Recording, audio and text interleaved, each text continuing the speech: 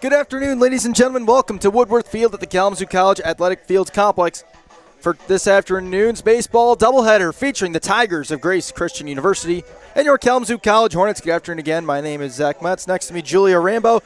Julia, the Hornets take a little bit of a break from MIAA play after sweeping, trying to take on the Tigers.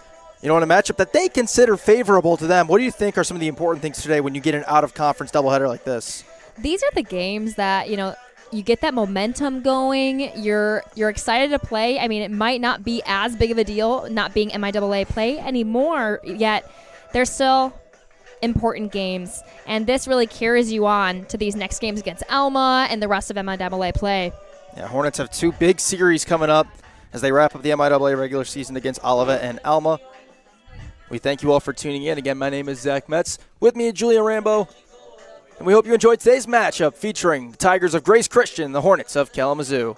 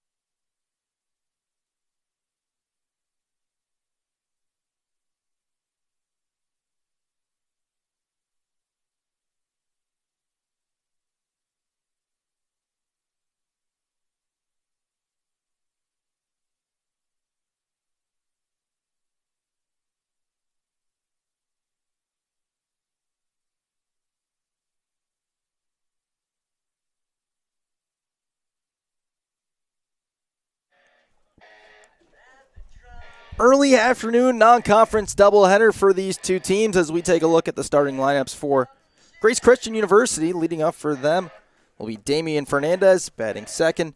He's playing center field. Jared Garnott batting third at third base. Reagan Muchler batting fourth. In left field, Dylan Thomas batting fifth.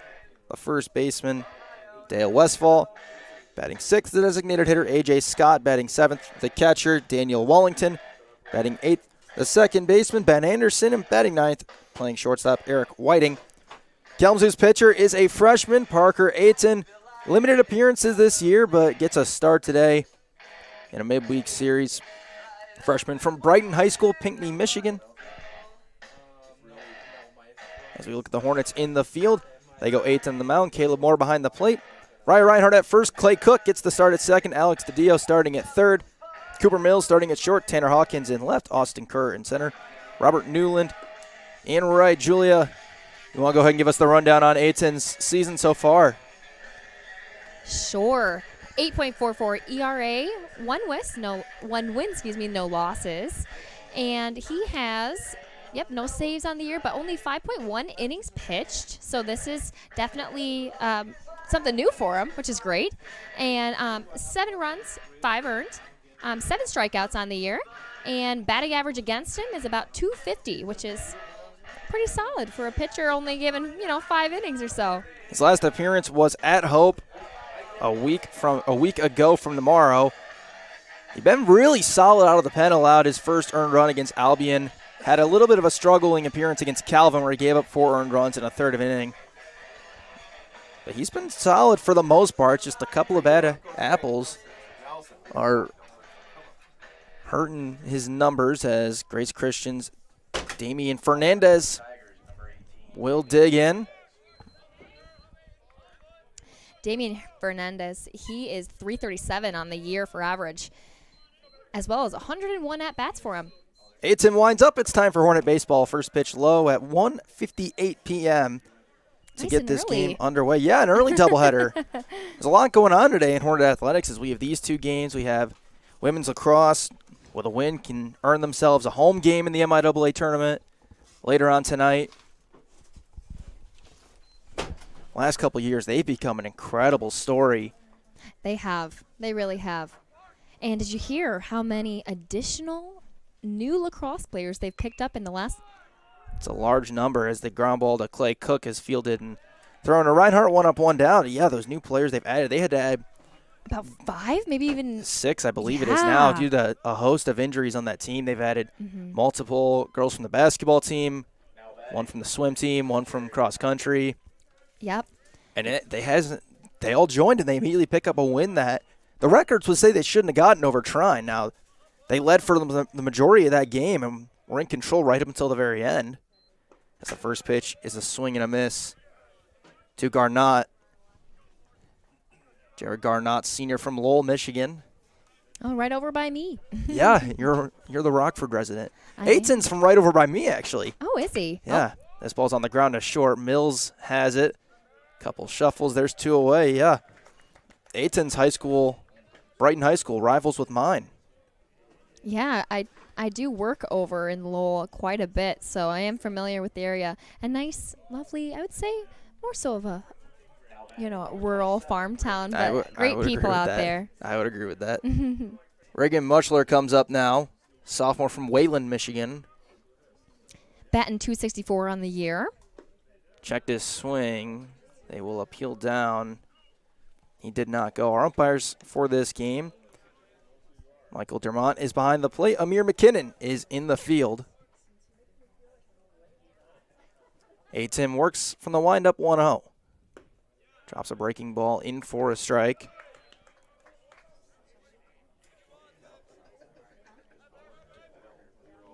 One ball, 1 strike. These are both 7-inning games today. As the 1-1.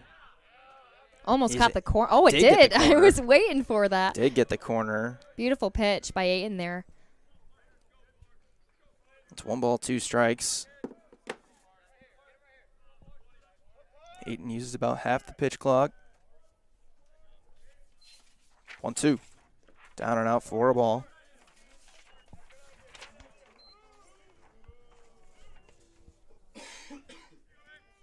2-2 to Muchler. Everybody playing straight up around the infield. 2-2. Swing, foul, tipped into the glove for strike 3, and Parker Ayton gets a very quick and easy 1-2-3 inning. We go to the bottom of the first. Hornets and Tigers even at nothing.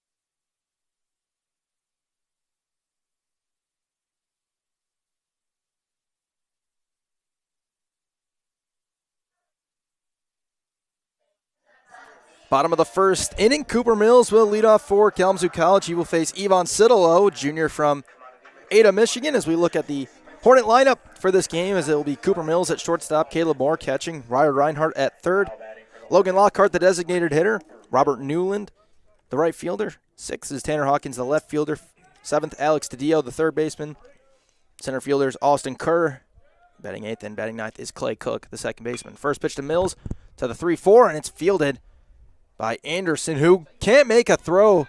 It'll be an early error against the second baseman. Ben Anderson, made a nice play to field it cleanly, but then couldn't complete the throw to Dale Westfall. Yeah, Westfall almost had the pick there, but not quite. It's a tough angle to pick that from. As let's look at Grace Christian's pitcher, Yvonne Citalo. As mentioned, the junior from Ada, Michigan. There was the first pitch. Mills took off, the throw down And well late. Yeah, he's in there. Well safe. Easy stolen base for Mills as Citalo is making his 5th start and 9th appearance on the year. Caleb Moore, on the other hand, has been a breakout star for the Hornets. As Citalo steps off, looks over to second. 4.49 average for Caleb Moore, leading the team. Crazy. Second on the team in hits with 44. Looks at a strike. That's Cooper Mills' 22nd stolen base on the year. And is the 5th-year senior. He loves to run. He loves to do everything. He loves baseball. He does. He's the really type of player that Billy Bean would love because of how much he gets on base. Yeah. And his OBP's down this year to a weak little 4.43. Yeah, I know. And that's down for him. Yeah. Goodness. Come on. That's fantastic. Yeah, can you believe Caleb Moore is on base as he rips that ball into left? Yeah, that's going to drive a run in. Mills will score easily. Moore will hold at first base. RBI single puts the Hornets up early. It'll be an unearned run charged to Citalo. 1-0 Kalamazoo.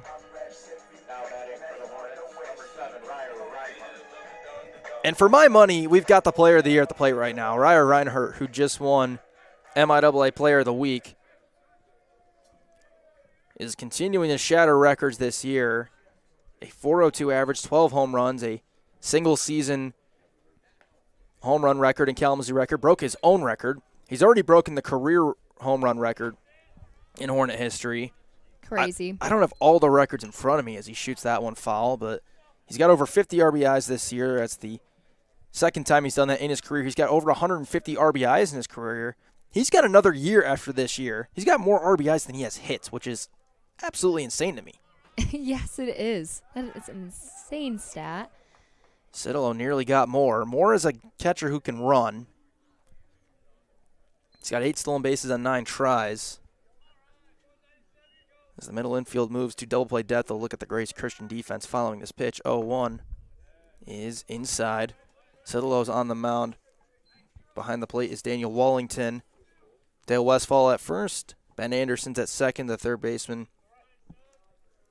is Muchler, Reagan Muchler. Shortstop is Eric Whiting, as that's in the air to center field. Chasing Garnott, back, a couple steps in front of the warning track. He makes the catch, and there's one away. Wow. Even the ones that don't look like they're going that far right. still go to the warning track. And it's not an overly windy day. There's some gusts. The flag's moving a little bit, but it's not like what we saw a week ago against Hope. And he still put some charge into that ball. The rest of the Grace Christian defense goes in left field. Dylan Thomas in center field. It's, as we just mentioned, Jared Garnott, and in right field it's Damian Fernandez. They're going to try and backpick Moore. He's in safely. And almost got Lockhart up toward the chin there. As Tanner White would say, that's some chin music. Some chin music. 1-0 as Lockhart comes up. He was the hero of that series against Trine. He was the MIAA pitcher of the week, but he also had a home run. Yeah, he had fantastic games altogether. Yeah, at the plate in both games, picked up 3 total runs, as that's in for a strike. 7 hits in the series. Pair of doubles, the home run as mentioned. Yeah, somebody had commented on him as a player in general. Another pickoff attempt, and hits. He's in there safely is more, but gets him on the backside a little bit there. Those don't feel good. 7 RBIs for Lockhart against Trine. He started game 2, 6 innings, shutout, 8 strikeouts as Moore takes off. The throw down, they got a chance on this one. They got him. Yeah, that was a great throw. Yeah, that's a throw by from the Wallington. Catcher. Wallington. Mm-hmm. Yeah, that's now 2 away against Lockhart. And nobody on. He also picked up the save in game 3 of the series. Yeah, like what can he do? I don't know. Lockhart is such a versatile player for this Hornet team. 2 balls, 1 strike. Swing and a miss on a slow breaking ball. Yeah, pulled off a little bit there at that outside pitch. He definitely wanted that. 2-2 from Citalo. On the ground to short. Fielded by Whiting. Throws in time. Will end the inning. The Hornets get a run, an unearned run on the board. They take a 1-0 lead as we go to the second inning.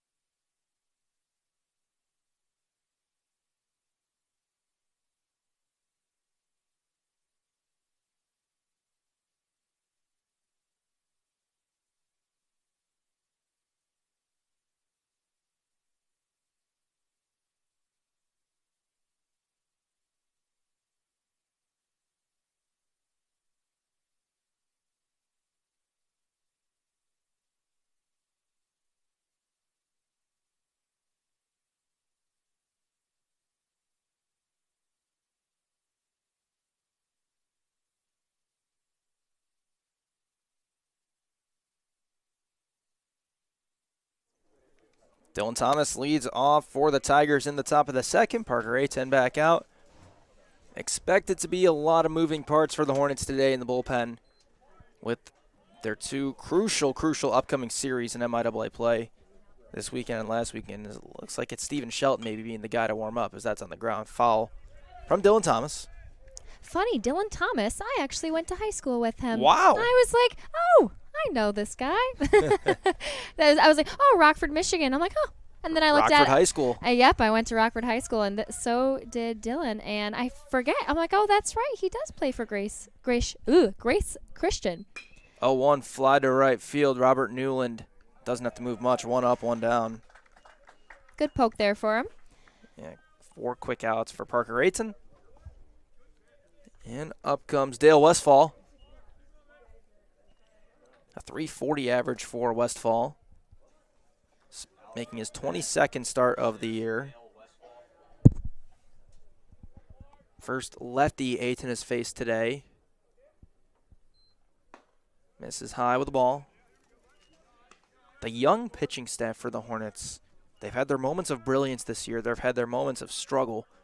But it's overall really promising. A lot of younger guys on the staff, Ayton being one of them. There's a lot of promise for this group going forward. And ideally, a lot of those guys will get some innings today. As Moore goes out, I believe it's a pitch comm issue. Yeah, I was wondering if they, what mechanism they use for pitch calling, but it does seem. Yeah, they got a wristband at. Mm-hmm.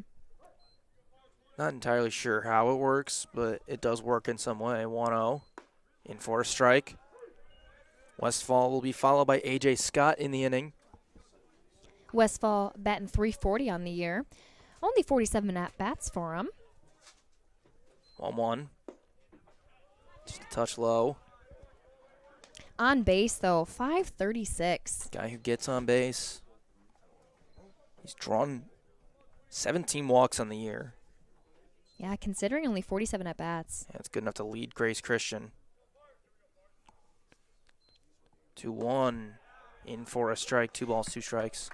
Yeah, low and in on the left-handed hitter. Yeah, beautiful sunny day at Woodworth Field here. Incredible day weather-wise. 2-2. Swing and a miss. Second strikeout for Ayton. 2 away. It's 63 degrees, and it says partly cloudy. I'm going to say sunny. Yeah. It's more fun to write that down. Barely a few clouds in the sky, but it is the most blue I've seen in a while, that's for sure. Out comes A.J. Scott, the designated hitter. Dropping in, breaking ball for a strike. Yeah. Starting off with strikes, it is truly very beneficial if you want to get an out right away. There's a really good stat. I used to know that stat like right off the back of my head. Not quite in there still, but I do know that the odds of getting the out is so much higher once you've got that first strike. Ball 1 outside. With that first pitch. Scott's a .286 hitter in 27 games played, making his 16th start of the year. That's outside. No, it's caught the outside part of the zone. 1-2. Yeah, our blue likes to call a little late, but that's okay. It's 1 ball, 2 strikes. Ayton looking for another 1-2-3.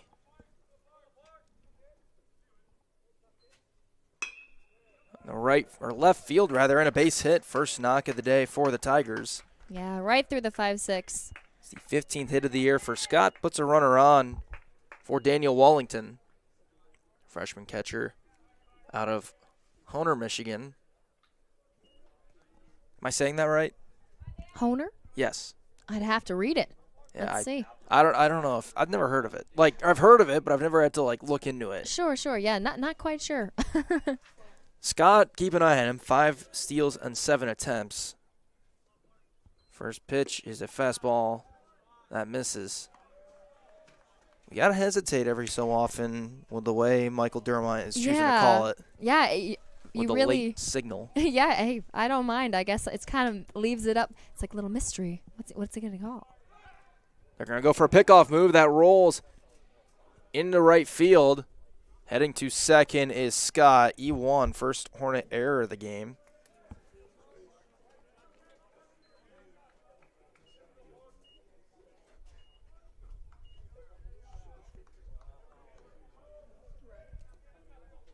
So now Grace Christian with the tying run in scoring position.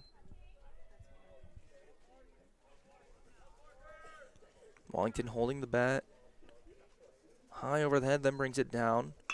That's a slow chopper. DeDio's not going to get there. Mills will try and throw across the diamond, and just not in time. Fantastic attempt, though, from Cooper Mills. Throwing leap. Yeah, that would have been an incredible play. It saves a run, and it's back-to-back hits for Grace Christian. And up comes Ben Anderson. Yeah, that'll be a single for Wallington.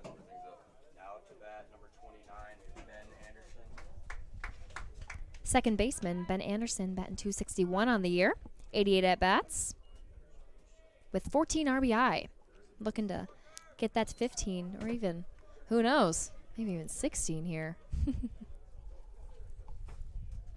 First pitch is a breaking ball for a strike from Parker.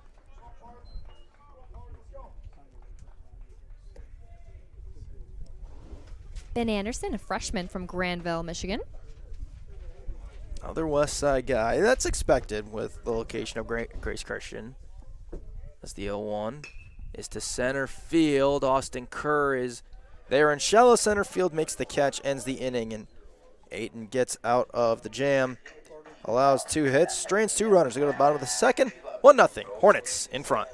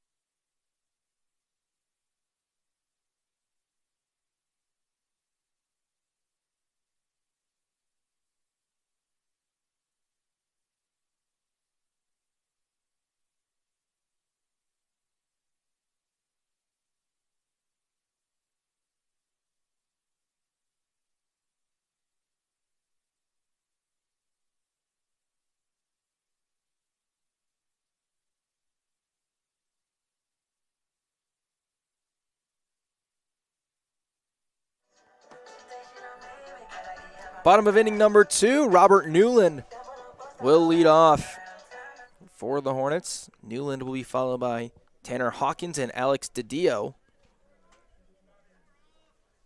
Wow, last game for Newland as a strike.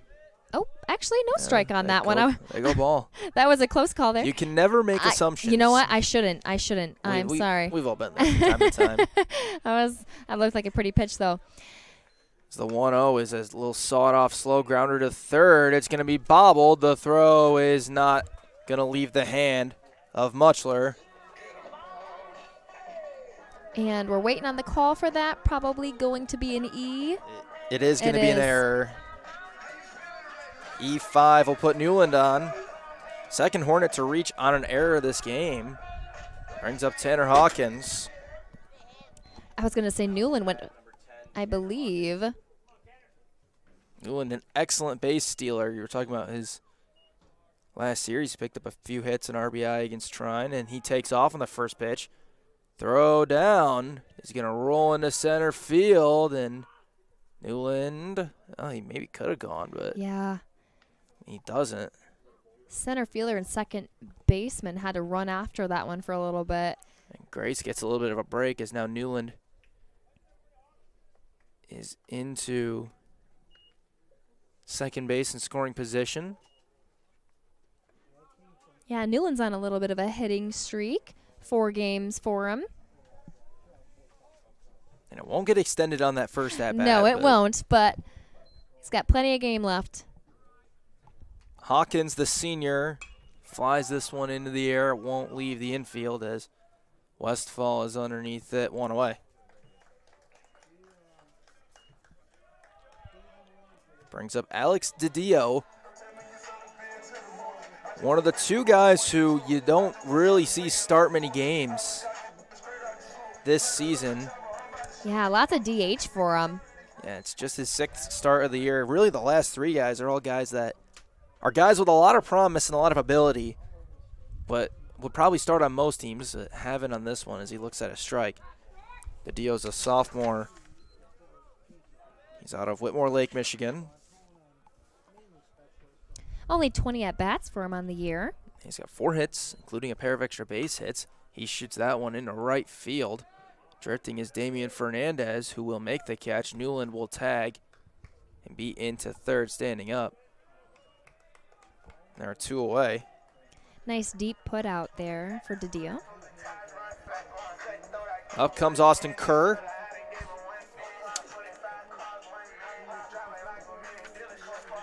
Yeah, we saw lots of Austin Kerr in the beginning of the season, batting .327 with 52 at-bats. Left-handed freshman out of Zeeland, Michigan.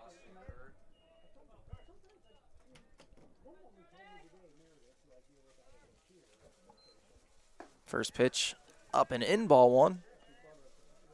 Tries to extend this to Clay Cook.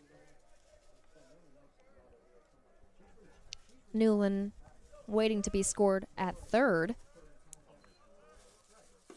Pitch is inside, nearly hit Kerr. It's 2-0. Yeah, almost took that there.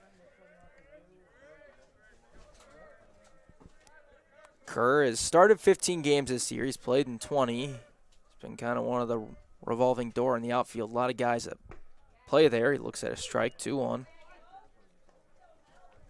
17 hits, 7 RBIs. Yeah, beautiful breaking ball there. Started one of the 2 games on Saturday against Trine. Puts that up the middle, base hit. Newland will score. Austin Kerr gets an RBI single. It's 2-0 Hornets.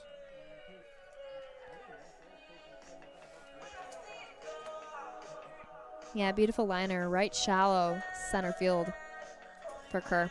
That's got to feel good. Brings up Clay Cook, freshman from Lake Fenton, Michigan.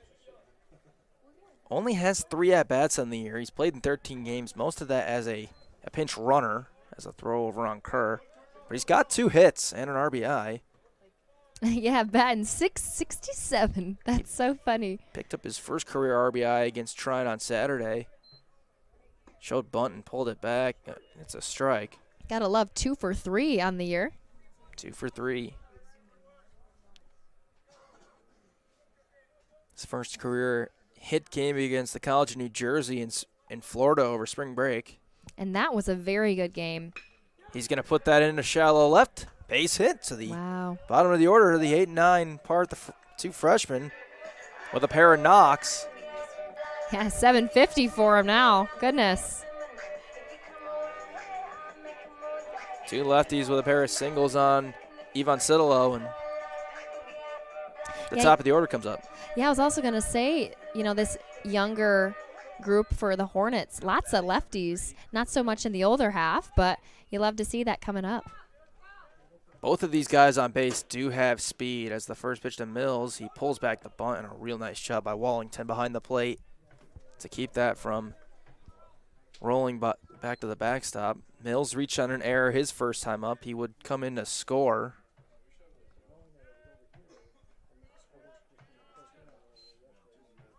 Shows bunt, lays it down. You cannot do it any better than that. A bunt single for Mills. That was gorgeous, yeah. Third baseman kind of stayed back, kind of trying to cover third base as Kerr was coming in, yet pitcher Satalo he was kind of waiting to see if it would go foul, but not quite, as that grass seemed a bit thick there. He didn't have any other option. Yeah. Yeah, and that's a single. Beautiful single for Cooper Mills. Up comes Moore. RBI single his first time up. Looks at a strike.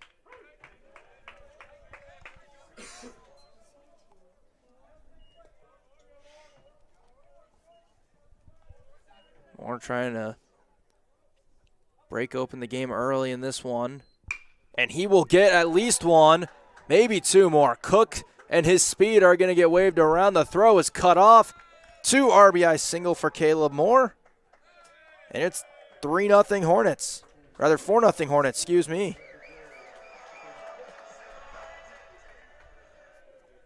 Mills will be into second.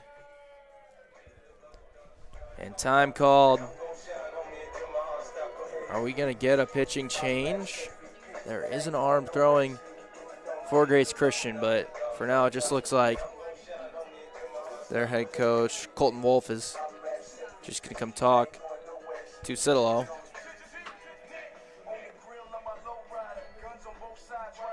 Yeah, that adds to his 35th RBI in the year, is that Caleb Moore.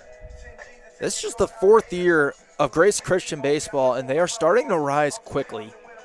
Colton Wolf is the only head coach in program history. Their first year, 3-37, about what you'd expect for a first-year program. 8-33, year 2, 2023, 22-31, including. Wow. And note, they do play a lot of games in the Holy NCCAA. cow, yeah, that's a ton of games. Yeah, some games in the fall. It also includes they had some regional wins.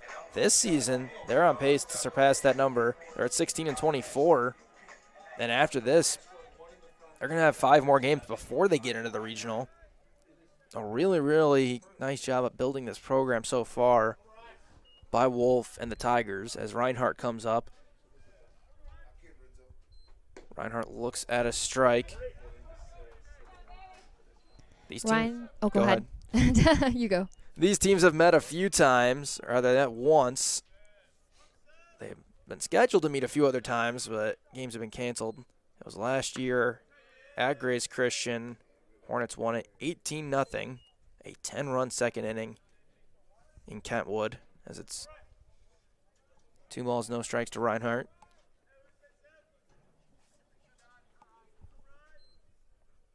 It's on the ground.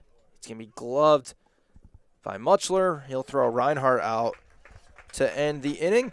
The Hornets put 3 more runs on the board. They take a 4-0 lead into the 3rd inning.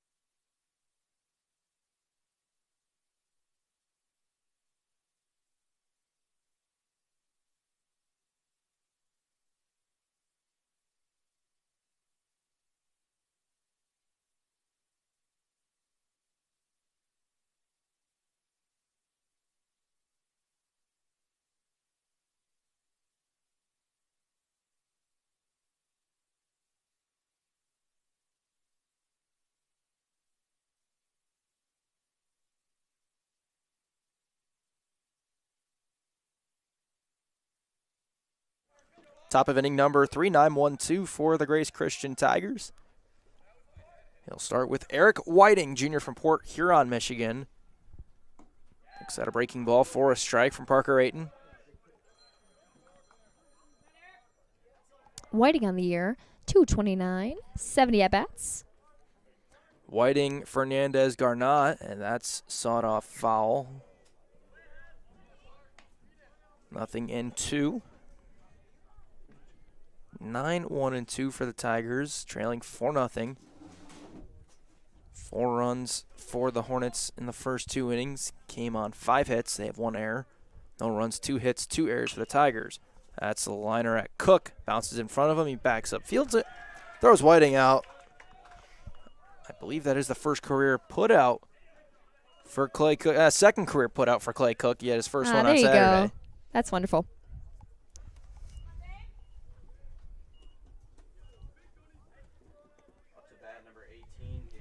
Now Fernandez grounded out his first time up. He's 0 for 1. The Hornets' next arm, Reese Omadillo, is getting loose.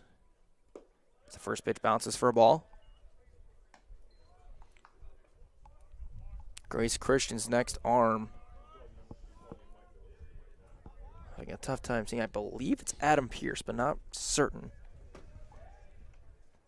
It's 0-2 to Fernandez.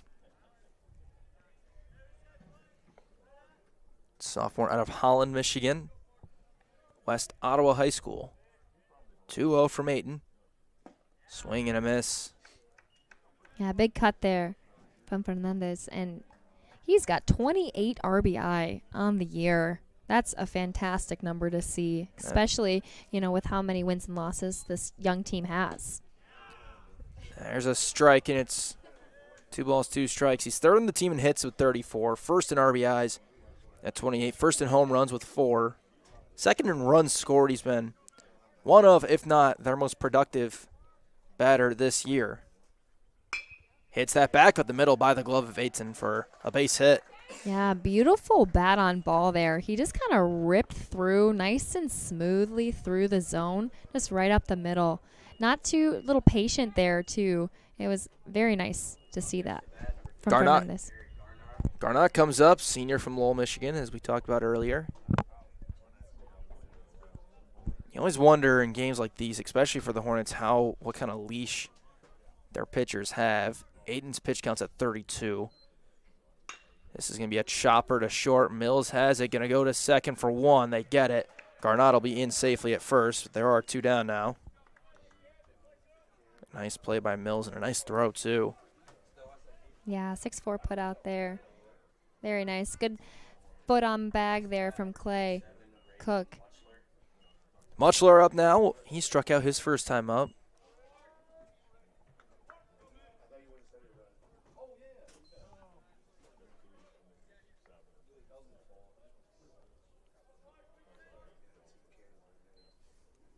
Swing and a miss and a changeup. Garnot's a guy who can run. 21 stolen bases on the year on 28 attempts. The only guy with more is Fernandez.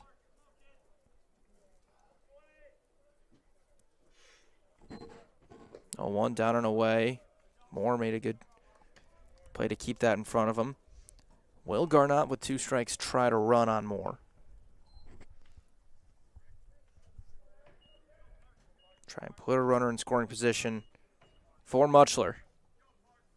Not a huge lead for him. But, yeah, 21 stolen bases. That's chopped foul. Muchler out ahead of the off speed. Yeah, Didio did a great job rounding that ball to get a good angle to throw to 1. 2 strikes now on the Tigers' third baseman. Reagan Muchler, 6'1" sophomore from Wayland Union High School.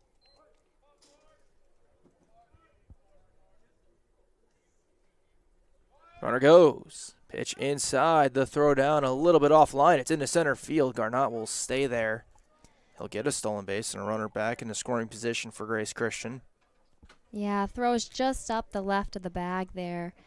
And as catchers know, it's so tough. There's a lot of pressure when you're having a throw down, but Ideally, it's in front of that right side of the bag, right where the runner's sliding in. But we all know Moore has a great catcher, and he's going to get the next one. 2-2.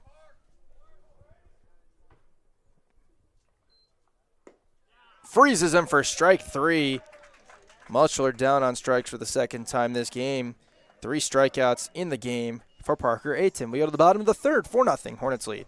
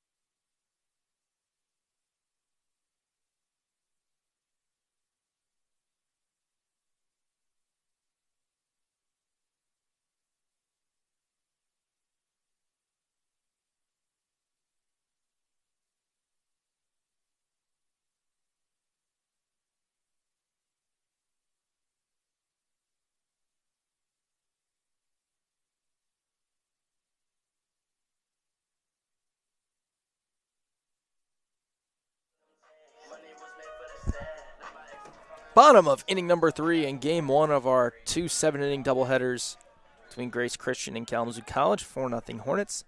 4 unearned runs allowed by Ivan Cedillo. Defense hasn't done him any favors in this game. He throws ball 1 to Logan Lockhart. Lockhart grounded out to end the first inning his first time up. Lockhart, Robert Newland, Tanner Hawkins in this inning for Kalamazoo. And that one's hit hard into the gap. Extra bases for Lockhart, who will continue his hot streak at the plate for an easy stand-up double to immediately put a runner in scoring position. Yeah, that's beautiful. 1-0, you're ready, and then drive that first one you see.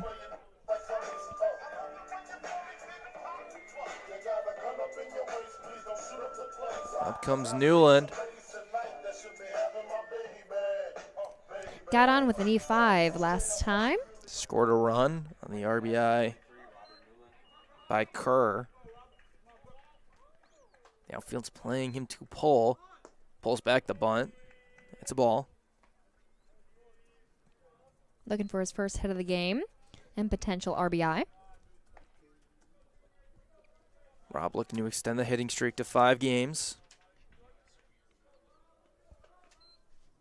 1-0, and it's going to hit him. This one's Newland's roll. Not necessarily intentionally given, but he was a guy who got hit by so many pitches in his first couple of years of collegiate baseball. 4 for him. This will be his 5th on the year. And he was hit 23 times last year. Yeah, and goodness 15 sakes. times as a freshman. Hey, well, a few less bruises this year. Yeah, he's got some sort of magnet that attracts baseballs towards him. Goodness. As Hawkins comes up. Hawkins popped out his first time up. Must fall at first is in the middle infield, shifts at double play depth.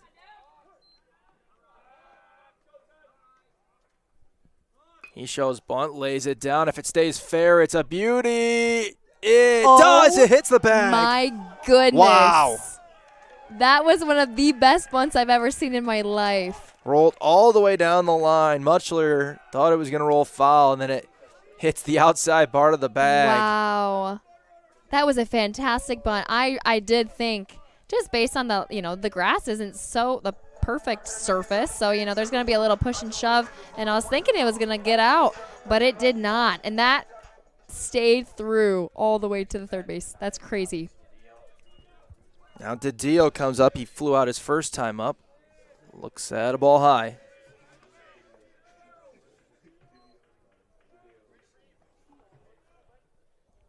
Hornets can break this game open even more.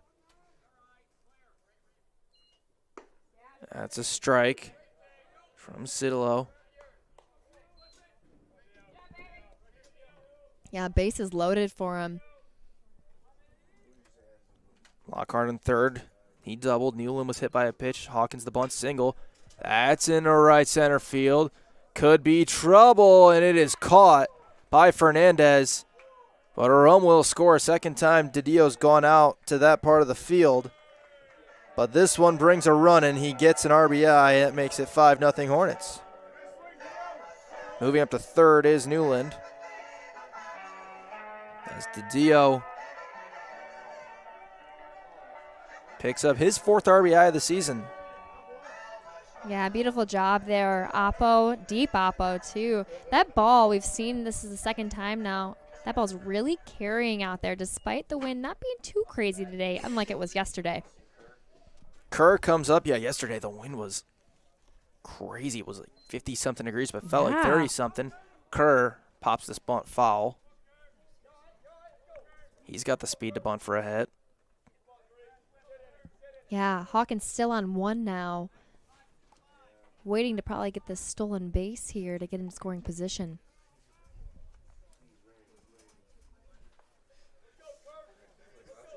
Kerr had an RBI single his first time up. Pickoff moved the check on Hawkins, who does have 6 stolen bases on 7 tries. Kerr picked up his 8th RBI of the year his last time up. Shows bunt again, pulls it back. Hawkins took off. It was in for a strike, and they got him. Wow. Hawkins, I don't think, had a great jump on that one either, and the tag was nearly late. Wallington's second throwout of the game. Having a great game. They're testing him. Behind the plate there. So now it's 2 down, runner on third. It's 2-strike count to Kerr.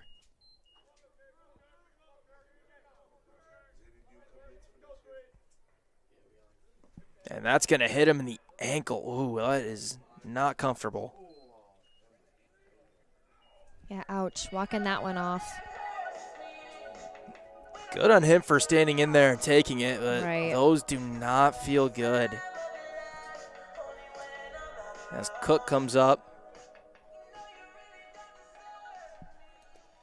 Still got corners now as Kerr is on first base. Kerr, they've tried Wellington twice. They've tried him 4 times. They're 2 for 4. Kerr's almost a guy you'd expect to go, as that's in for a strike to Cook. Had a single his first time up. Kerr's 6 for 6 on the year. He's got a pretty good-sized lead. There he goes. And they're going to go to the old steal stop. Newland will score. Kerr will be tagged out at first. Yeah, so no. Well, let's see. The run does count. It does count. He got in before. Yeah, the old steal stop. You haven't used it much this year, but they use it to pick up a second run in the inning and extend the lead to 6-0 as we go to the 4th. Hornets lead.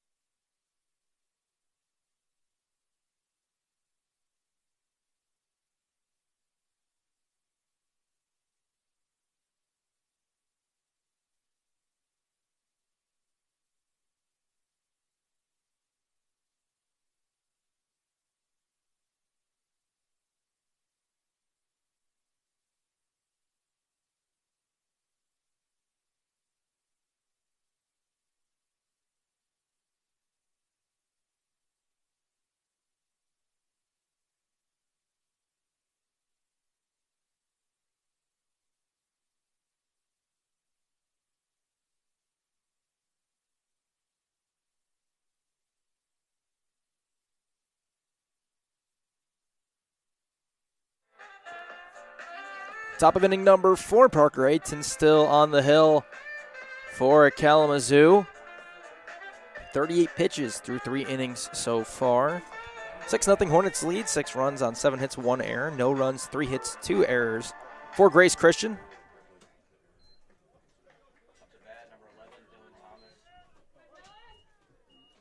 Yeah, Thomas on the year, 351. That pitch in for a strike. Thomas flew out his first time to Newland. Thomas, Westfall, and Scott.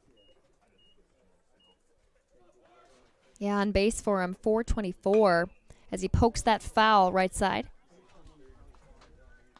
Hornets have one arm up and throwing now.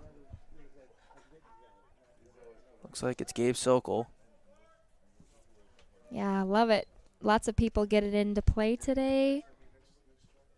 Lots of new faces and returning faces. A 1.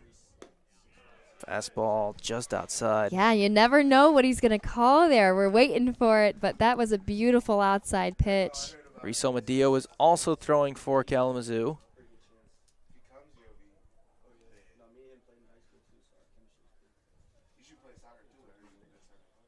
2-1. Did he go? He did. And that was strike 3, so the runner's going to run down. Moore will throw down to complete it. And a strikeout to start the inning for Ayton. And up comes Westfall. He struck out his first time up. 4th strikeout of the game for Parker.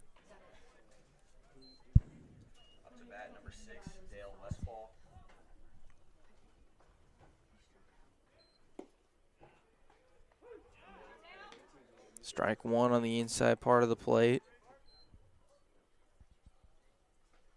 So the upcoming schedule for Kalamazoo in terms of what's left for the regular season, as there's another strike.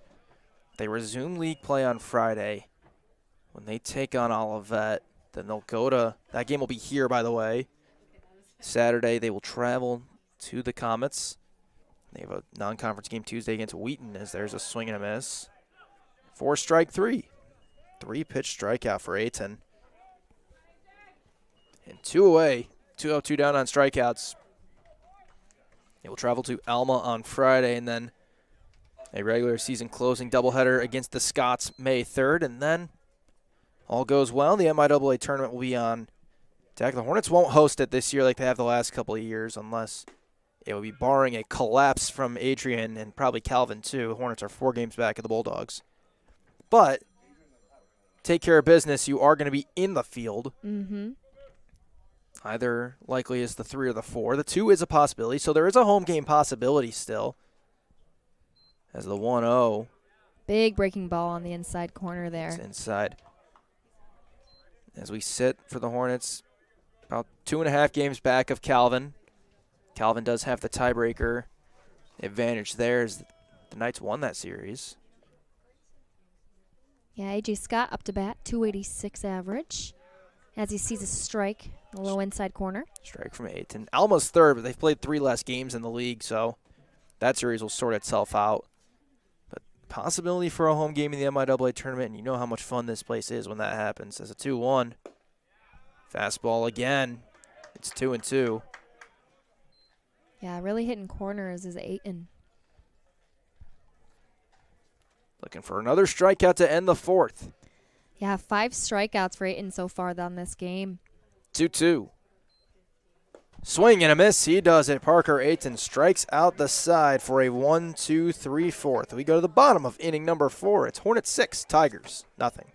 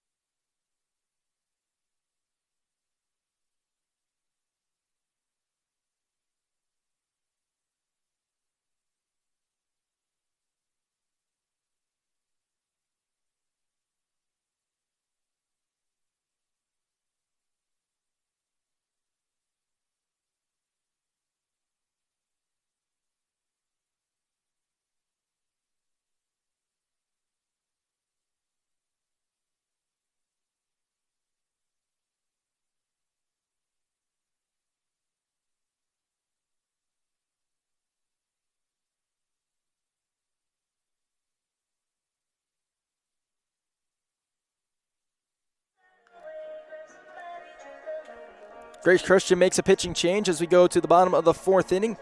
They bring in Adam Piercy, senior from Manistee, Michigan, and Manistee Catholic Central High School. 7.88 ERA on the year. He will face Clay Cook, Cooper Mills, and Caleb Moore.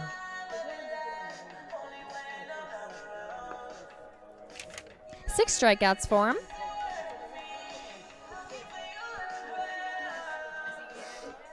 Cook was at the plate in the 3rd when Kerr was cut down in the steal stop that scored Newland. He's 1 for 1 in the game with a run scored as well. Another righty facing a lefty. The final line for Yvonne Citalo, 3 innings, 7 hits, 6 runs, 2 earned. Didn't walk anybody, didn't strike anybody out. Pitches in for a strike.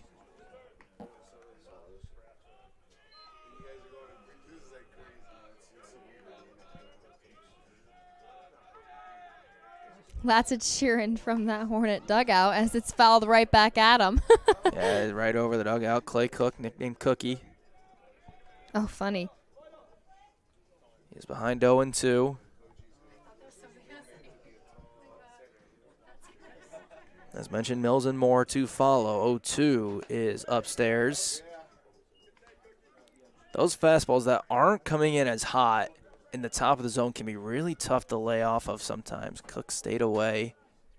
It looked like he wanted to take a cut on that last one. 1-2. Foul tipped and it hit the ground, so Cook stays alive.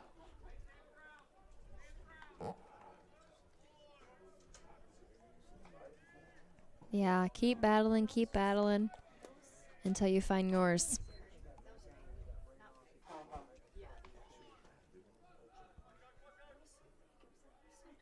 Two. Dropping in curveball, first strike 3. One away via a K for Pierce.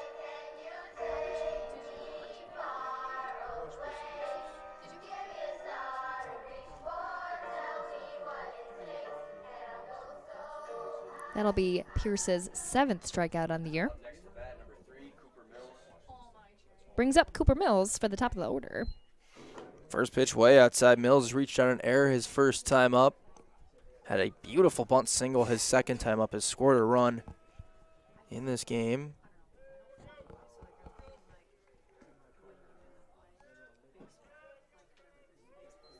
One 0 upstairs. 2 balls, no strikes, 2 Mills. Yeah, we were just commenting on the pace of this game and how it's going pretty nice. So far, so good. I know, knock on wood, goodness. A lot can change between now and then. Sure can. 2-0 to Mills, up and in. It's 3-0. You wonder if Coach Ott's going to give Cooper Mills the green light on this. I would say no. I would also agree with that, but you never know, considering there's a 6-0 lead. It doesn't matter, ball 4. Yep. Mills gets the free base. A smile towards his dugout.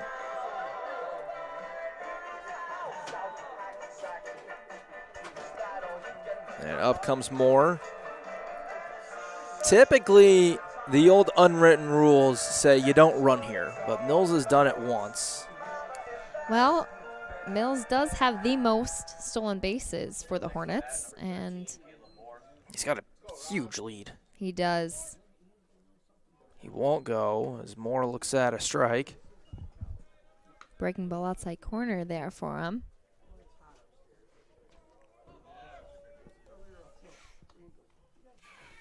The lead a bit smaller, Mills will make it larger. And they will check on him.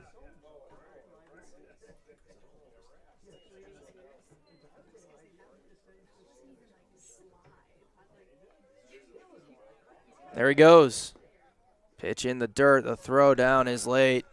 Second swipe of the game for Mills. Yeah, good throw there from Willington, but just a little bit higher. And Cooper Mills get in there safely for his. Let's see how many he's got on the year now. I believe that puts him at 23. I believe so. Moore has driven him in once. He's got 3 RBIs today, and he has hit. goodness. Yes, that is his 23rd stolen base on the year as Cooper Mills as Caleb Moore takes first base. Up comes Reinhardt. Reinhardt 0 for 2. With the way he's been hitting lately, it's a little surprising. He had a deep fly out to center field his first time and then grounded out his last time up.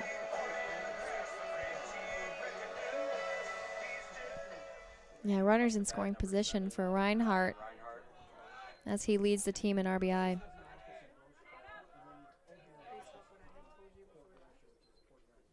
Looks at a ball. Oh, strike on the outside part of the plate. Oh, okay. I think we both were. You never make assumptions. No, I got bit, but I told you it happened to you earlier. It happened to me just now. It's just our blue likes to call it a little bit later, and that's how he rolls. It's all good. Pierce steps off, Mills back into second. Got an 0-1 on Reinhardt here.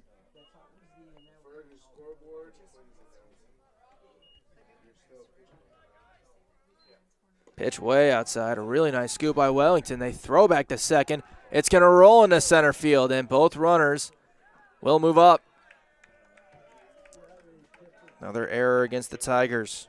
Yeah, Wellington made a great throw, but seemed both second and shortstop were in at the bag, and neither of them were grabbing the ball, just right past the bag.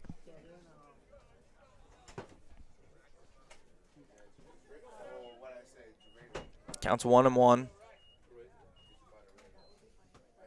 Not sure which error that's going to be. That'll be on the catcher. Okay. Reinhardt to right field. Fernandez backs up, makes the grab. Mills will tag. He will score. Another run for the Hornets in this game. Reinhardt yet to reach, but he gets an RBI. Makes it 7-0. That brings up Lockhart.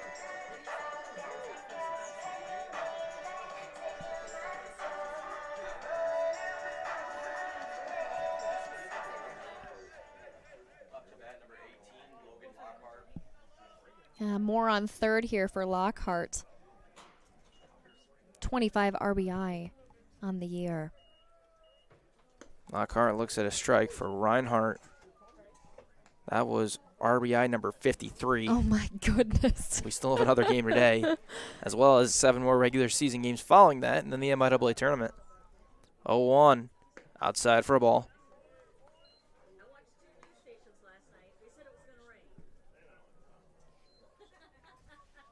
Yeah, 2 away for Grace Christian.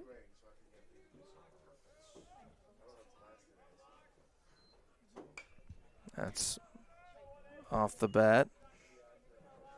Onto the softball field, like many have them gone.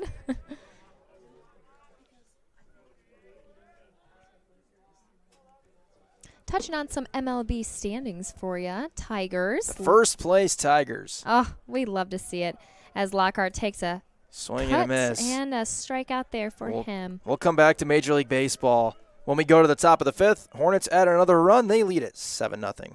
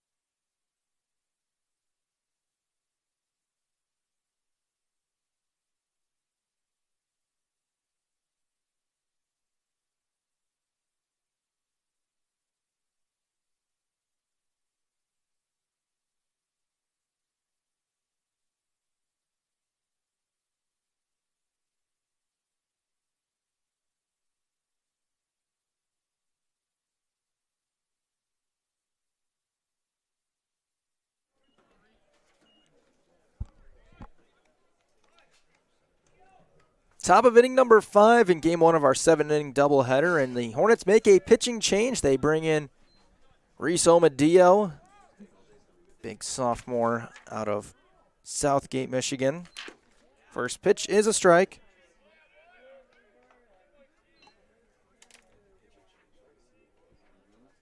.1 innings for him on the year. A little less than last year. He was consistent out of the pen a year ago. That's in the air to shallow center. Kerr is there and one away.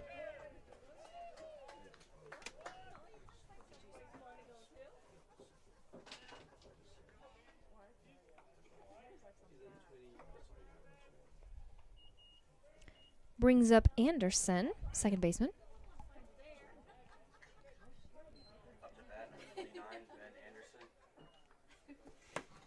Up comes Anderson.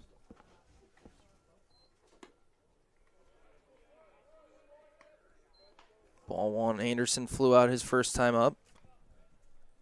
Dio, as you mentioned, 6.1 innings on the year, and really had one appearance that makes the numbers look not great, as that one's down and away.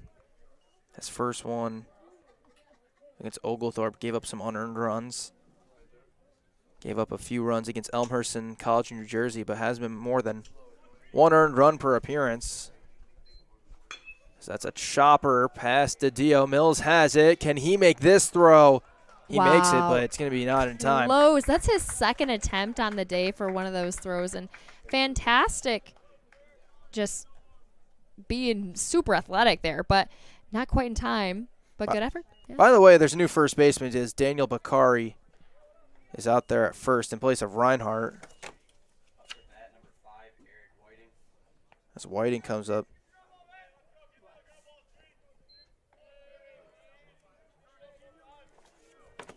The rest of the infield is the same as Whiting shows bunt. He stabs at it and misses it.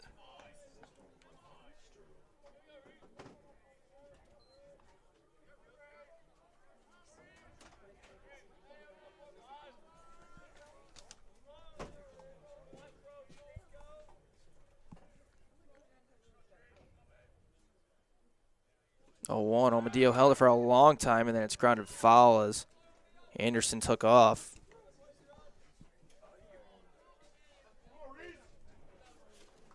You were just talking how beautiful sunny day. Could be some rain coming in. The skies are getting a little darker. It won't be long-term rain. The 0-2 is foul out of play. But there is some coming in. By 4 o'clock, it should be all and gone. Got an 0-2 on Whiting here. Anderson with the lead off of first. 0-2 from Reese. Just missed it low.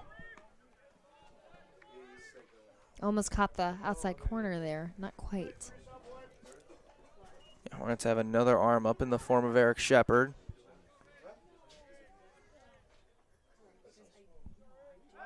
They throw over, and Anderson's in there safely.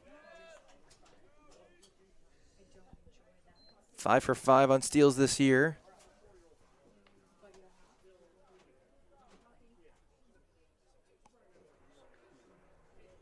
Two. Back into the screen. .229 average for Eric Whiting. You started talking about Major League Baseball in the last yes. inning. I can get back right to that. Those first place Detroit Tigers, 9-2 at home. Isn't that great? I love to see that. Those Detroit Tigers fans, I mean, I will be going to a game very shortly. Not sure when, but it's going to happen. Me too. I'm making it happen. 2-2 runner goes. It's high. The throw down. Did they get the tag? They did. Great job by Cook to apply the tag and get the second out of the inning. Yeah, great adjustment from Moore, like we just talked about, right in front of the bag, and that was exactly where it was. Made the tag. Three balls, 2 strikes, 2 Whiting.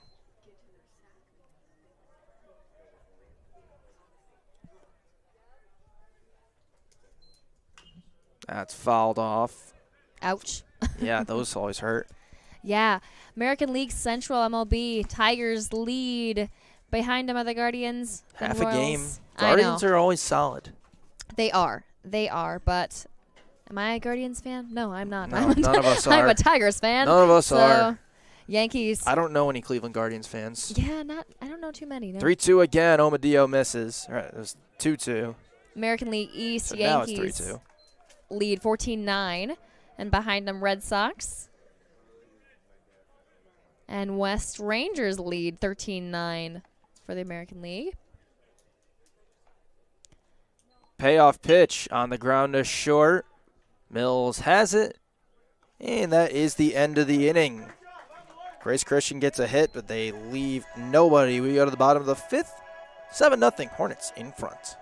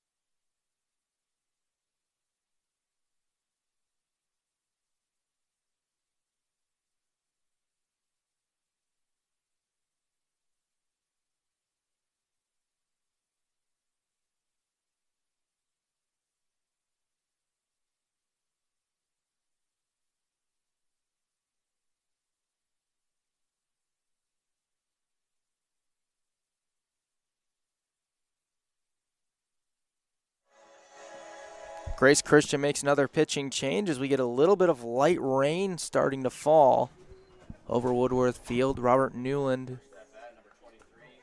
will lead off. Newland, Hawkins, and DiDio in the inning. They will face Aiden Malone, the junior out of Lowell, with a high bending breaking ball for a strike. Some umbrellas starting to show, hoods starting to go up in the crowd. Windows up here being closed.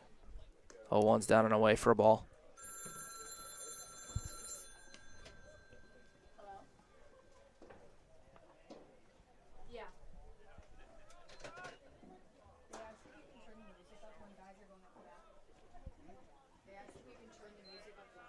Pitch in for a strike, 1-2 to Newland.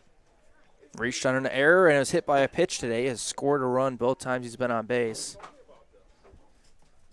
Malone on the year as making his 9th appearance as that misses. Has just one strikeout, allowed 15 earned runs in 8.1 innings pitched.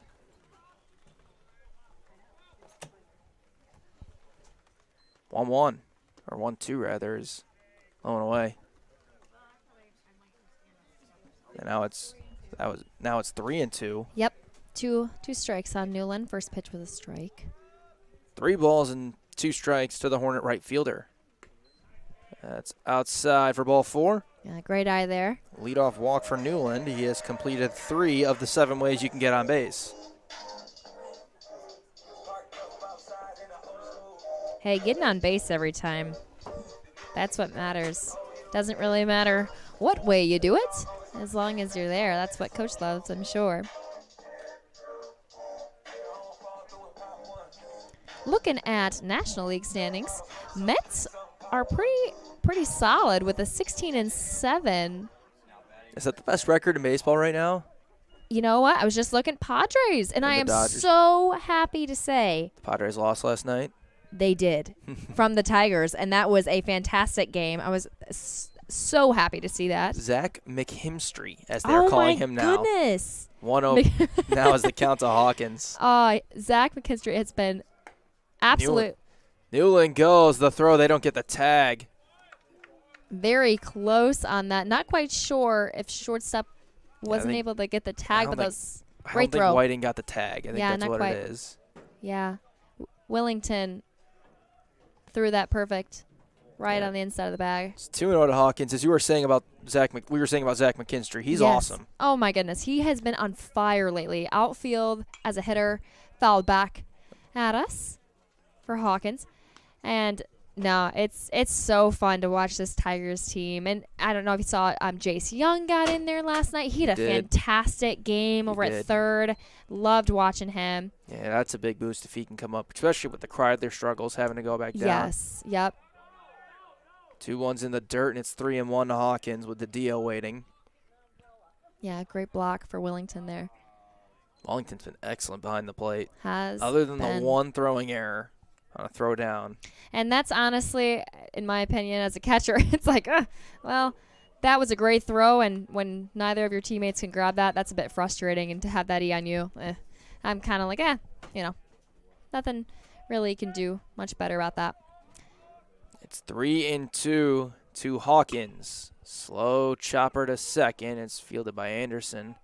One down. Moving to third is Newland. Up comes the DO.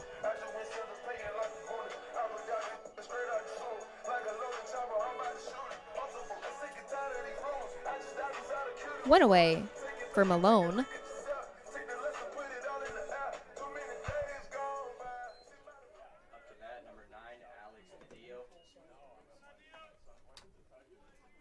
The DO takes the ball in the dirt. 0 for 1. He's flown out twice to right field. One was a sacrifice fly. Yeah, doing a great job going deep oppo to get these sacks, especially with one down here. Let's see if we can do it again. He looks at a strike. I think he would like a hit even more. Oh, absolutely. Sack's nice too, though, for sure, but understandable. Yeah, finishing the game as he takes a cut away, does Didio for a 1-2. Striking out Tatis as the last out of the game last night, I was like, wow, this is absolutely amazing for the Tigers. Infield's pretty close to in. Didio off the end of the bat fouls it. As he is one of the best players in baseball as Tatis Jr. He is. And he's dealt with a lot, too, the suspension, the injury. Mm-hmm. Yeah, he was playing right field last night. He's moved all around the diamond as 1-2. And a right base hit. And there he does. RBI single for Alex Didio. Second RBI of the day. His first hit of the day. And it makes it 8-0 Hornets.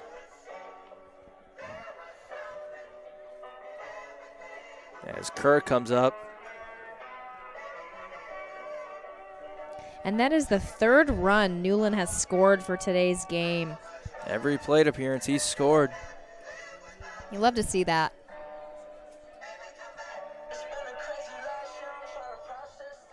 Kerr, an RBI single. He's been hit by a pitch as well. First pitch, strike to the lefty.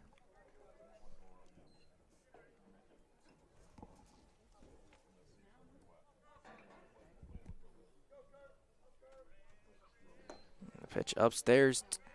1 ball, 1 strike. Hornets do have a couple of arms throwing. There's a lefty and a righty. It's tough to tell right now because they've got shirts on. As we were waiting for that pitch to call, I wasn't sure if he's going to call it a strike as he pokes that foul. Kerr and Cook will get at bats barring a double play. Hornets have scored in every inning so far. They're continuing that. They've got 8 runs today on 8 hits. They've been helped out by 3 Grace Christian errors. Kerr shoots it foul into the Hornet bullpen.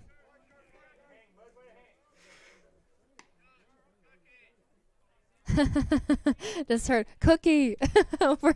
Someone's talking to Cookie. Yeah, somebody's talking to Clay Cook over there. Giving a ball for the blue. Couple of shakeoffs from Malone from the stretch. 1-2. Rope down the right field line for a base hit. The Dio will be heading to third. Long throw is going to be a little late, and Kerr, heads up base running, is going to take second. Great throw from right field for That was Fernandez. Yeah. But heads up run by Kerr to recognize the throw, go over the head, and take second base in the throw. He'll still just get the single.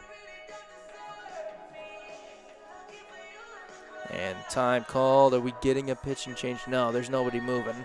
Or there is someone moving, but no one throwing actively.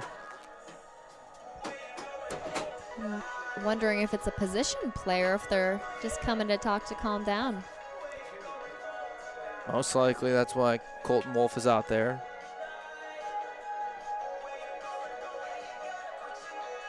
I just love seeing guys get in and just having fun. You know, hitting the ball, taking it, oppo, pulling it, doing your thing. It's really nice to see everybody as a whole team all the way, all through the 9, just doing fun stuff.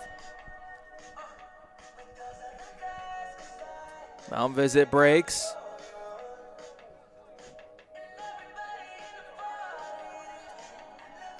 Staying out there is Malone with runners in scoring position. Yeah, it's the Dio at third and Kerr at second as Cook comes up. With 1 away in the bottom of 5.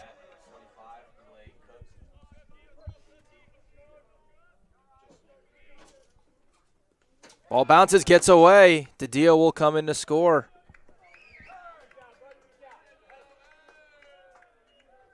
Almost had the block there, did Willington, but that wild pitch was just a little far out. 9-0 Hornets. As the wild pitch brings another run across.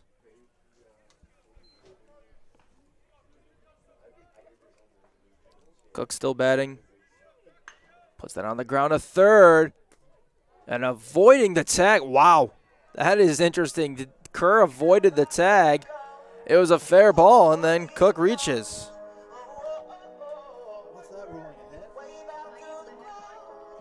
So that'll be a hit. I don't know if that counts as a fielder's choice because it went for a tag. But we're asking if it's going to be an attempted fielder's choice, but no put out there. Yep, a hit for Clay. Yeah, it's going to be, for now, a single for Cook, and I think we're going to keep that. As we get a pinch hitter for Cooper Mills. Alex Fenkel comes up, junior from West Bloomfield. That pitch in the dirt. Cook will head to second. Assuming another wild pitch. That is correct. Fenkel has limited at-bats this year. Comes in for Mills. Pitch in the dirt again, and Wellington holds on to it.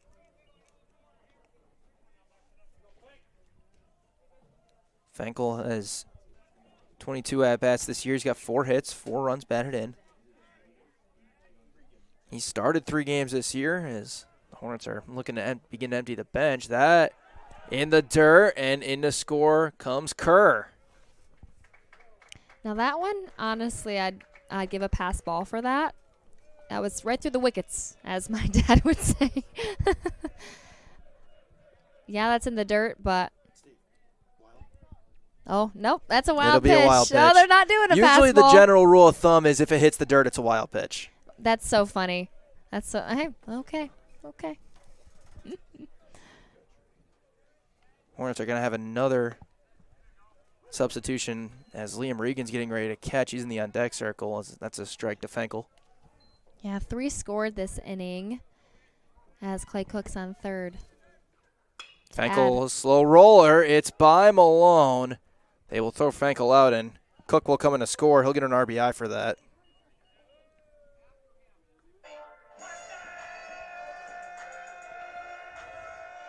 Fenkel will get an RBI, and now Liam Regan will pinch hit for more.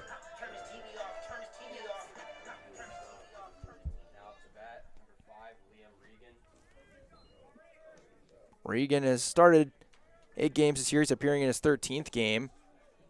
Looks at a strike. 25 at-bats for Liam with 6 hits. A double and a home run. A double and an RBI. Hit hard to short, but it's gloved by Whiting. The throw off the glove of Westfall. Another error against Grace Christian. That'll be a throwing error.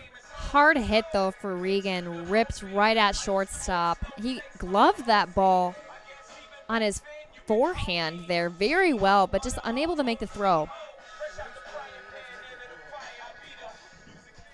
Up comes Daniel Bakari, who came in for Reinhardt defensively. Bakari has 26 at-bats this year, and as he looks at a ball in the dirt, 8 hits. It's a 308 average. Numbers are very solid for Bakari. He's been used in pinch hit roles this year, been used in other appearances, has played in 17 games. Puts that in a right, base hit. Malone is struggling in this inning as the Hornets have figured him out. As their next substitution will come up, and time called. Colton Wolf has seen enough, and Grace Christian will make a pitching change. Some substitutions. We come back. 11-0, Hornets lead.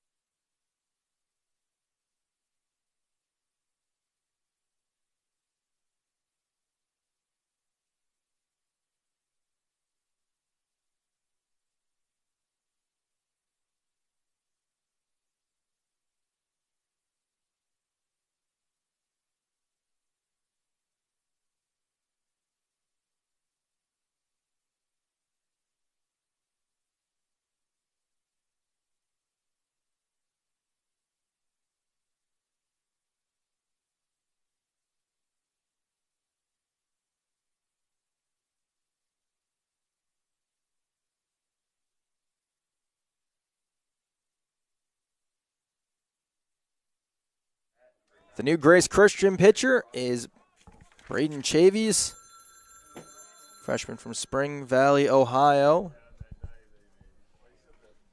And pinch hitting for Logan Lockhart is Kieran Crossley. He's a freshman from Bloomfield Hills, Michigan. Looks at a ball outside. Picked up his first career hit against Hope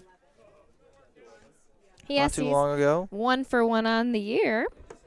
And he's made 4 appearances. Had his first at-bat. He's got 2 guys on base. So there's a strike. Comes in with Regan on second and Bakari on first. Looks like Dylan Rodriguez is in the on-deck circle, so the Hornets will continue to make subs. There's another strike. It's 0-2 to Crosley. Bloomfield Hills High School graduate.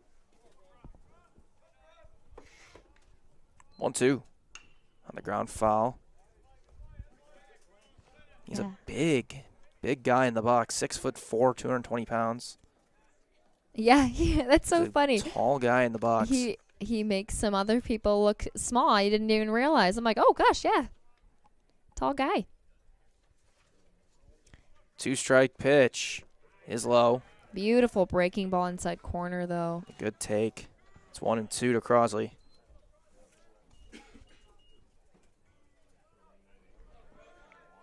Rodriguez has a bat. He'll bat next.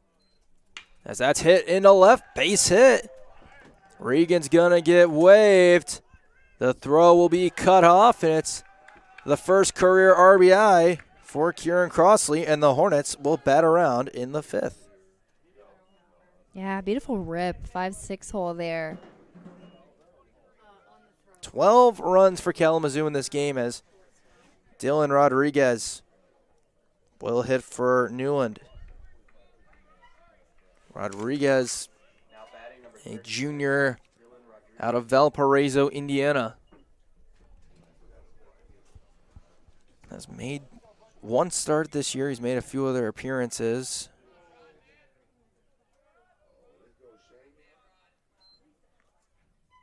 Looks at a changeup for a strike. 9 at-bats, 2 hits on the year for D-Rod. Next guy on deck is Leo Schinker, who's got the bat for the Hornets. 0-1 on the ground, sharply a third, gloved, and then stepping on third to end the inning is Muchler. Played. The inning will end. Yeah, playing super deep. Hornets pick up 5 as we go to the 6th. 12-0, Kalamazoo leads.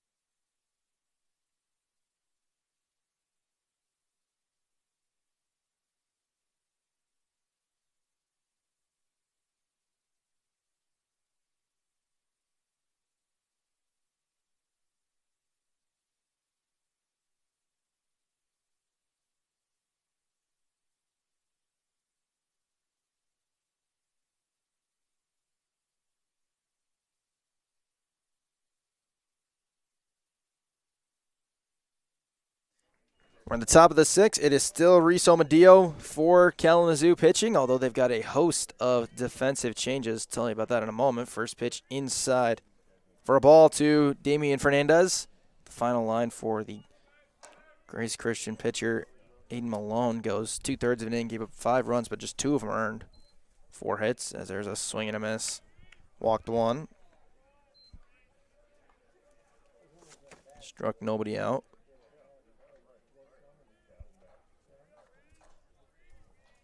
Fernandez is 1 for 2 on the day. Single and a ground out was also put out on a fielder's choice. It's 1-2. So here's what the defense for Kalamazoo looks like right now with all the changes. Omadillo's pitching, and he throws a 1-2. Just missed inside. Liam Regan is currently behind the plate. Daniel Bakari's at first. Alex Fenkel at second. Clay Cook stays in, moves over to third. Alex Dio stays in, or rather, Clay Cook stays in, moves over to short, excuse me. That's a 2-2 is outside. Dio stays in at third. Dylan Rodriguez comes into play right. Kerr is still in center field, and David Steckow just plopped himself out there in left field. He wasn't in the lineup, and I don't know who he convinced to let him go play left, but he did. Yeah, swing and a miss from Omadillo. Normally second baseman for the Hornets, and he's having fun out there in left field. One away. Up to bat, number 15, Jared Garnott. Garnott up. He is 0 for 2. Ground out, reach on a fielder's choice. He's also stolen a base in this game.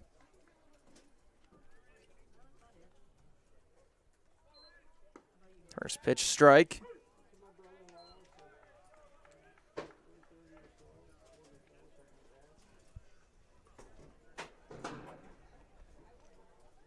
Garnott's going to try and bunt for a hit.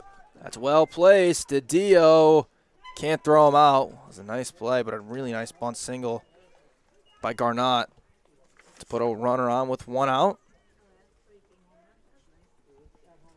And up comes Muchler. Yeah, DiDio attempted to barehand that ball. Good throw and good pick by Bakari at first.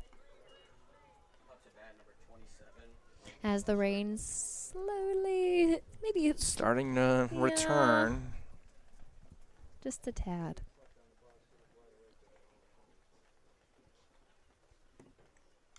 Swing foul tipped into the glove.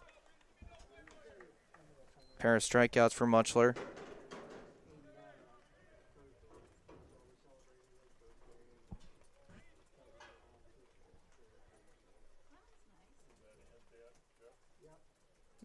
A long hold from Omadillo. Runner goes, it's in the dirt, and Regan throws that ball over the head of Fenkel. Yeah, just up there for Regan. Stolen base for Garnott. Cook was backing it up, so it saves the ball from going into center field.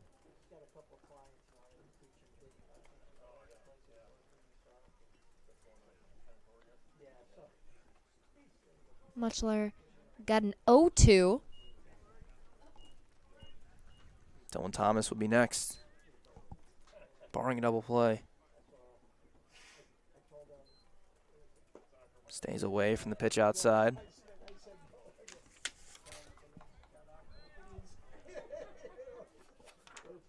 Muchler looking for his first hit of the game. Alexei Simacek is the arm throwing for the Hornets. Garnett's got a huge lead. He goes back 1-2, is low.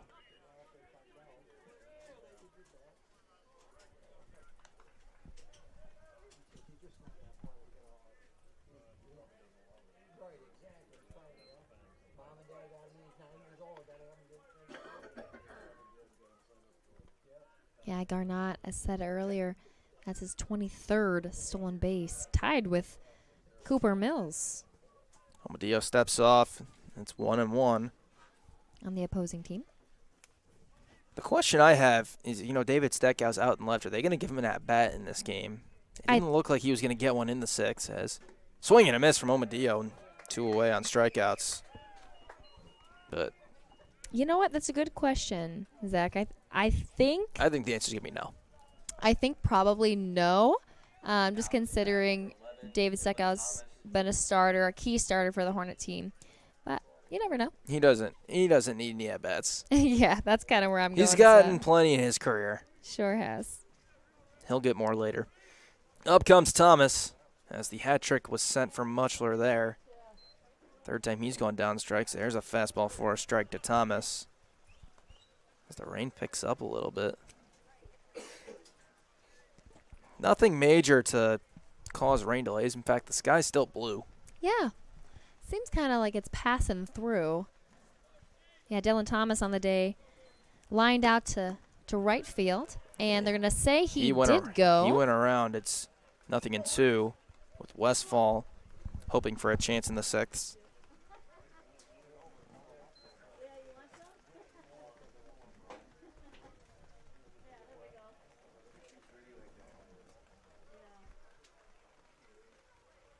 Looking for another K. 0-2. Right field. Hit pretty well, but it's going to be in the foul territory and out of play. Making the run out there was Rodriguez, or as many call him D-Rod. I almost didn't recognize him. I was like, oh, because I just know him as D-Rod. And I was like, wow. Forget that his full name is Dylan Rodriguez. Grace Christian's got an arm throwing. I believe it's Whiting. As the 0-2 is fouled off again by Thomas.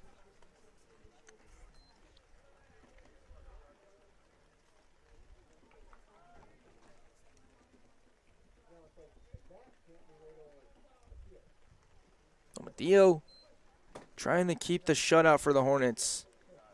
Another runner in scoring position for Grace Christian. 0-2.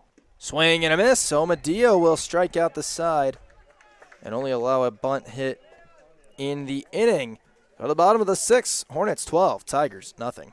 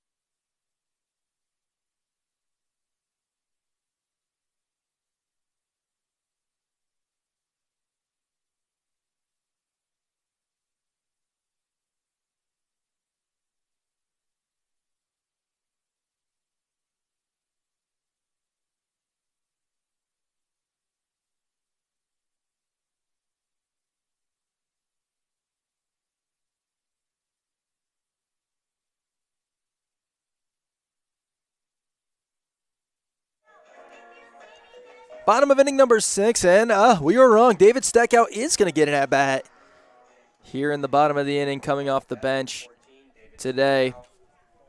The usual second base starter for the Hornets. He's got a 309 average on the year. Just the second game this year he hasn't started as he's going to face a new pitcher. We got subs all around the board. First pitch strike from Eric Whiting for Grace Christian, who moves out of shortstop and into pitch as Alex Bonema, senior from Middleville, Michigan, goes to play shortstop. Another fastball for a strike. Seems Leo Schenker is on deck, pinch hitting or he'll be in exchange. He'll be in DiDio's place. Moving most likely to first base. 0-2 to Steckow. Back up the middle, base hit. Great swing from Steckow there. Waited on that ball. That was a breaking ball. Coming down into the zone and waited on it. Yep. Sailed into center. Up comes Leo Schinker. He will pinch hit. He'll take DiDio out. Looks like Cam Kelly is on deck. Coming in most likely for Austin Kerr, moving into center. Yeah, he will be in. Schinker, the lefty, looks at a ball. Schinker has played in just 3 games this year, only has 1 at-bat. Also drew a walk, scored a run. Going to get an opportunity to swing here. 1-0 is low and in for another ball.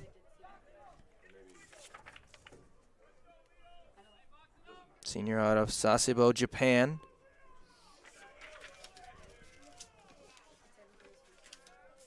Yeah, to my knowledge, Leo is going into the military after this season, as that ball's That's high. real high. High, and into foul territory.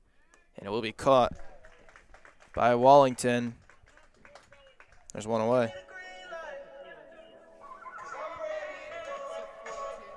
As Cam Kelly will now hit in place of Kerr.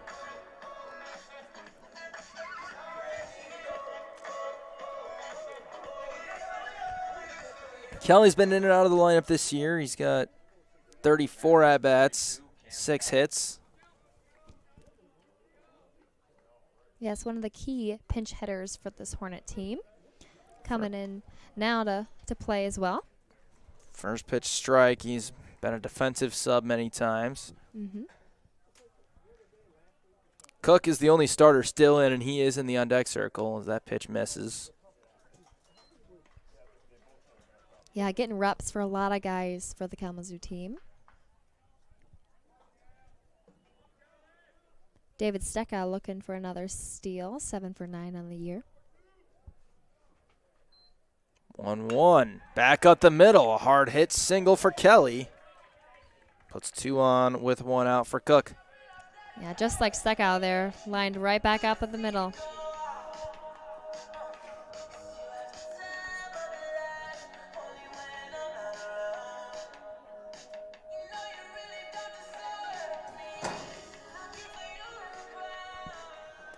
Cook is 2 for 3 today. Pair of singles, pair of runs scored, and also a strikeout. A 12-0 Hornet lead. They just picked up their 14th hit. Cook tried to lay a bunt down. It's foul. Yeah, went away.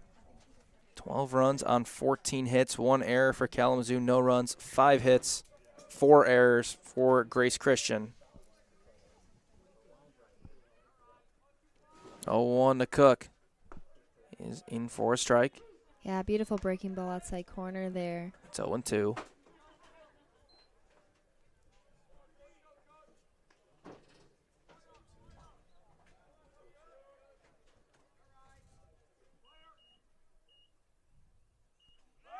Runner goes. The throw down the third, not in time. Steckow will be in safe, but that ball nearly hit Cook. Steckow steals third, and Kelly will then subsequently steal second. Yeah, great jump for Steckow. He was dancing over there, and as soon as that ball left the hand, he was off. So now 2 in scoring position for Cook. 1-2. He went high. It's going to be bobbled. Steckow will stay. Cook will reach. That'll be an error. That's the 5th error against Grace Christian today. And now the bases are loaded for Fenkel, who picked up an RBI his last time up.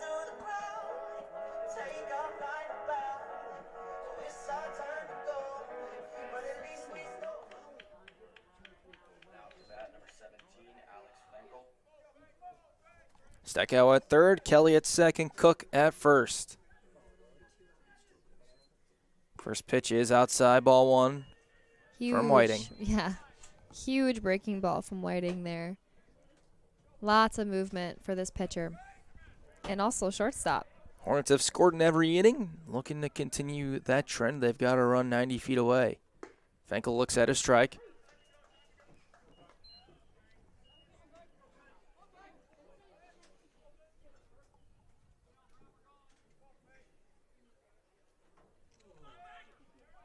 1-1 is low and in for a ball. 2 balls, 1 strike. Fenkel came in for Mills. That was in the 5th.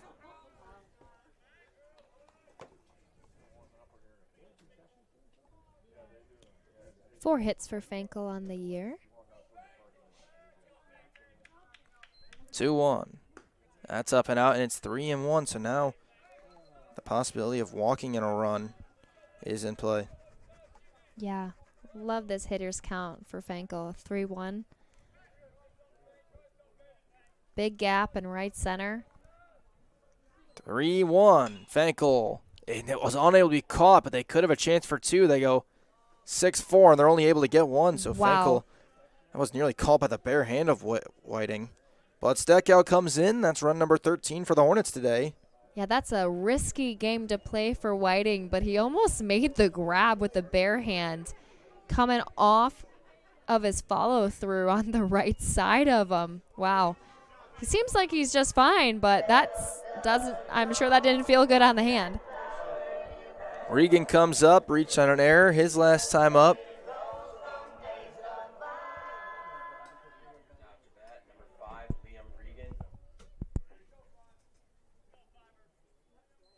First pitch outside to Regan. He scored run number 12.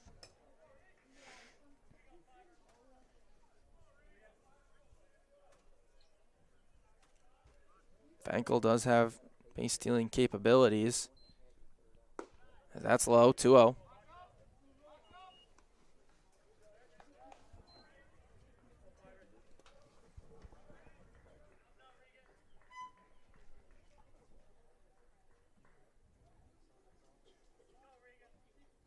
From Whiting. Oh, up and in, and he hit him right in the shoulder region. Ouch. The bases are loaded again. As Bakari comes up. Yeah, for Liam Regan, that'll add to his 321 on base. Yeah, well, hey, you're on base. Doesn't feel good, but you're on base.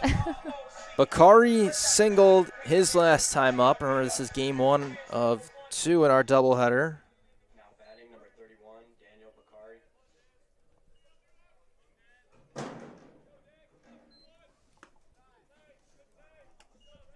First pitch is a ball. 2 away for the Tigers with Cam Kelly at third. Kelly at third, Fenkel at second, and that pitch outside. And Regan at first.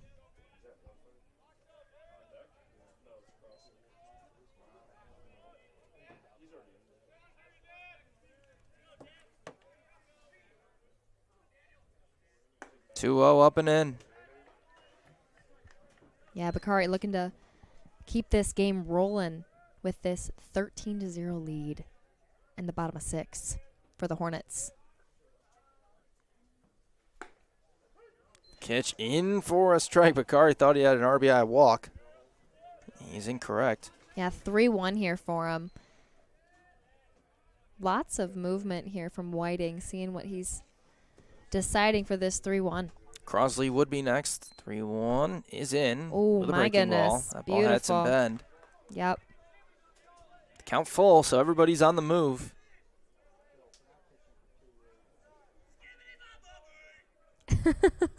You heard that too. Sure. 3-2. Ball 4. Yeah, nothing to worry about as that wild pitch hits the backstop, as that's a ball 4, and Cam Kelly comes in to score. RBI walk for Bakari. And Regan will come up.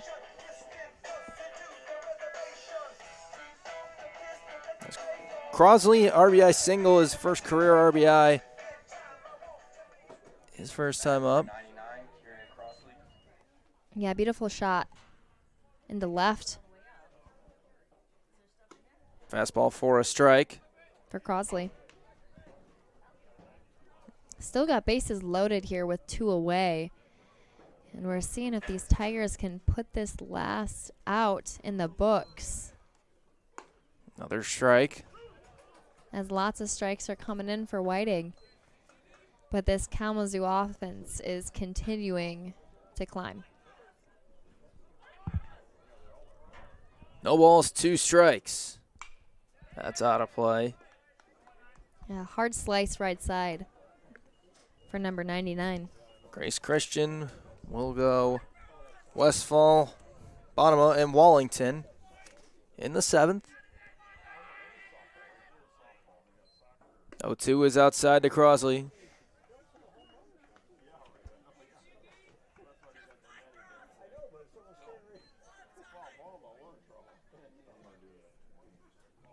Two down in the bottom of the 6th. Remember, there's our 7-inning games, and a wild pitch is going to bring in Fenkel.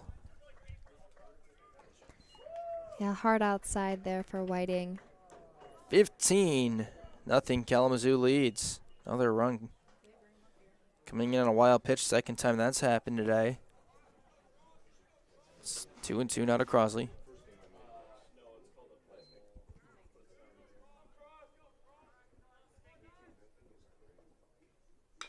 Chopper to third.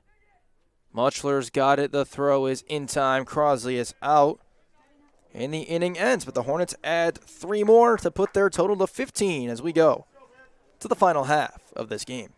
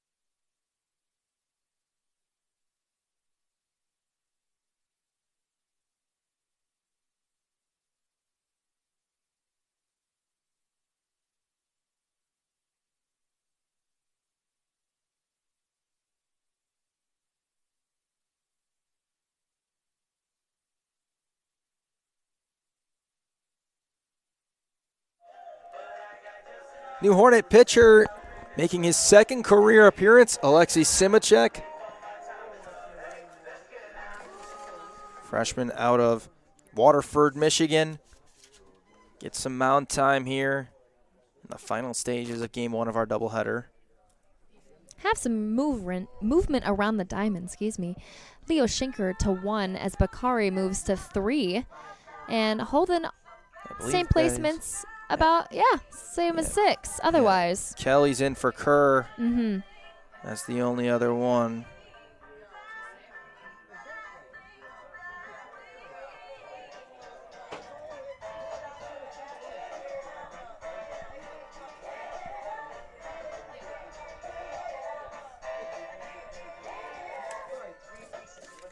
Leading off for Grace Christian will be Dale Westfall, followed by Alex Bonema, and then Daniel Wallington. Bat number 6, Dale Westfall.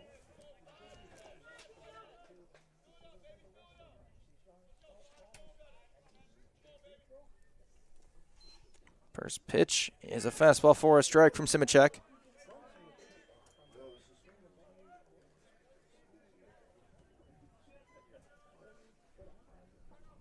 Yeah, Simacek looking for his first out on the year. 3 runs in that last inning for the Hornets. None of them earned. That's in for a strike.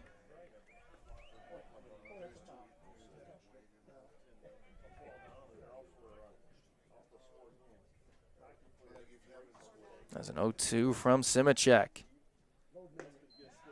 In for strike 3. There he goes. His first career strikeout. Beautiful put out there. Love to see it. Up comes Alex Bonema, the senior from Middleville, Michigan, will bat for the first time in this game.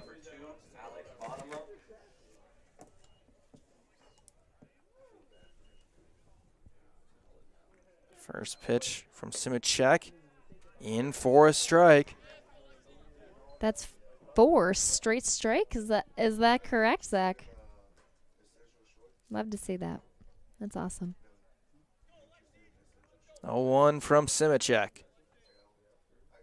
Swing and a miss. Goodness, 5 in a row now. Counting. Bonema will be followed by Wallington.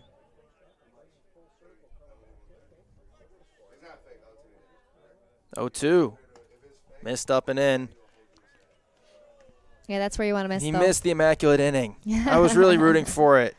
I don't know if you brought it up on purpose or not, but I was rooting for it. Oh, yeah. It's the same rule as a no-hitter that applies in that situation, in my mind at least. 1-2 is down and out.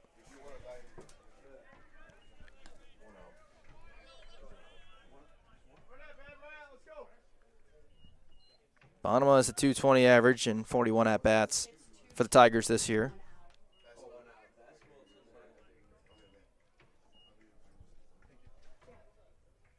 Simicek working from the stretch. 2-2. Swing and a miss. Back-to-back strikeouts. There's 2 Ks for him. His first 2 of his career. What an outing for him. That's fantastic. Final hope to extend this game falls on the bat of Daniel Wallington for the Tigers. Yeah. Excited to see this last at bat. What the Hornets hope is the last at bat. Right. So, oh, excuse me. Excuse Pitch me. misses outside. Thank you for correcting me. Remember, we have one more game between these two teams that will yes. start. Oh, yes. No, but potential last at bat for the Tigers. 1-0, swing and a miss. I'm just speaking it into the air, I guess. Yeah, a lot of velocity from Simicek.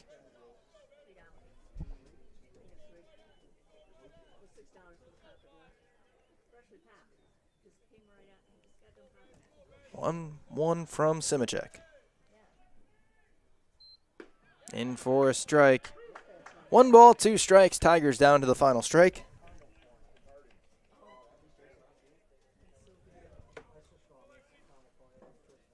It'll be interesting to see what the lineup choices are for Kalamazoo in game 2, as that's inside and it hits him.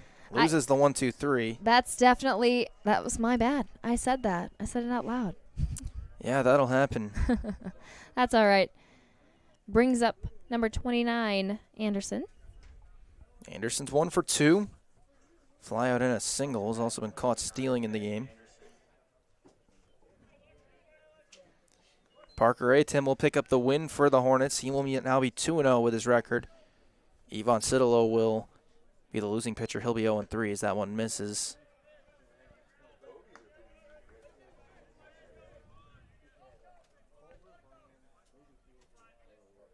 (1-0) to Anderson.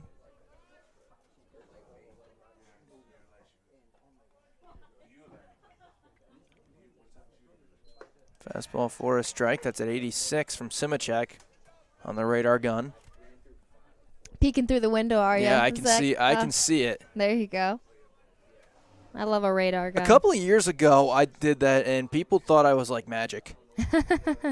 No, I was just looking through the window. Oh yeah. 1-1, breaking ball upstairs. 2-1. Regan looking back. Runner there. Hornets will get to 21-11 on the year. Grace Christian will be 16-25. Hornets will improve to 5-2 at home. That's flied in the air to right. Rodriguez runs a long way. It's going to drop down in fair territory. Throw was cut off by Cook, and that puts the runners at the corners with 2 down for Whiting. Second hit of the day for Anderson. Grace will get to go through the order. Yeah, a little high blooper to shallow right. Yeah, they're trying to cut the shutout out. It's their 6th hit of the game.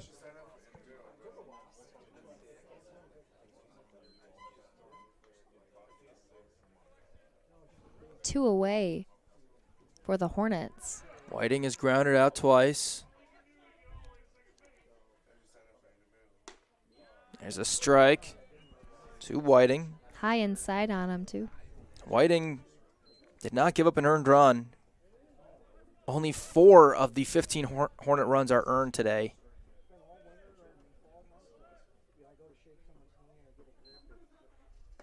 Pitch up and in for a ball. Fernandez in the top of the order, hoping for a chance.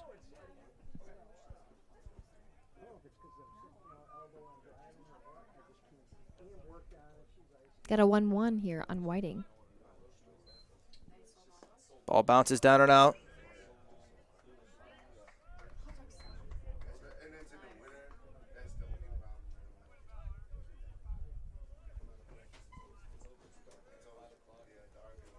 $15 runs on 14 hits, 1 error, and 7 left for Kalamazoo in this game, barring a run of all runs. 15 runs with 2 outs. Swing and a miss. Perfect painted outside corner. 2-2. Once again, the Tigers down to their last strike. Wallington got the third via a hit by pitch. Anderson on first with a single. Grace has had a runner on third only one other time today. That is just low, and the count is full. A good frame by Regan, bringing that ball back up. Just a little too low for a full count for Whiting. Anderson will be on the move. And it's fought off, foul.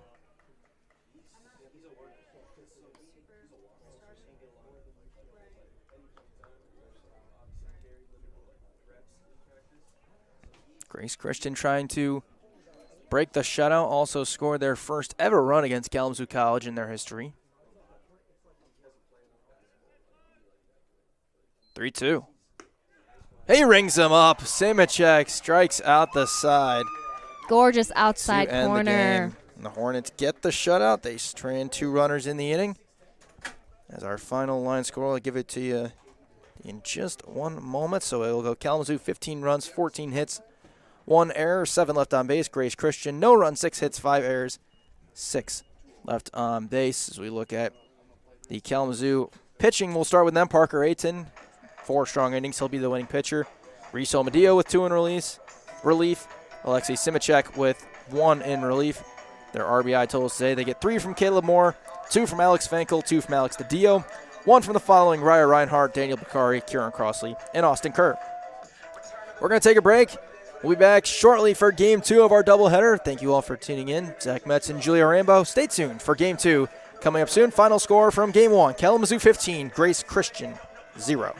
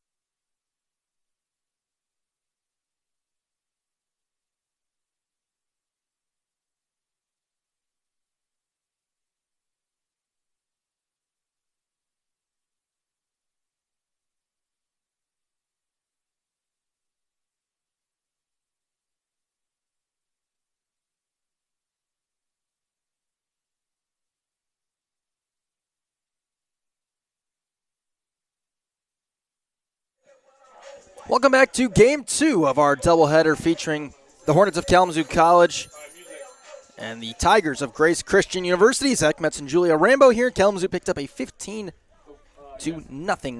Game 1 victory over the Tigers, and they will start Game 2 with the freshman Wyatt Rupenthal, who will make his first career start.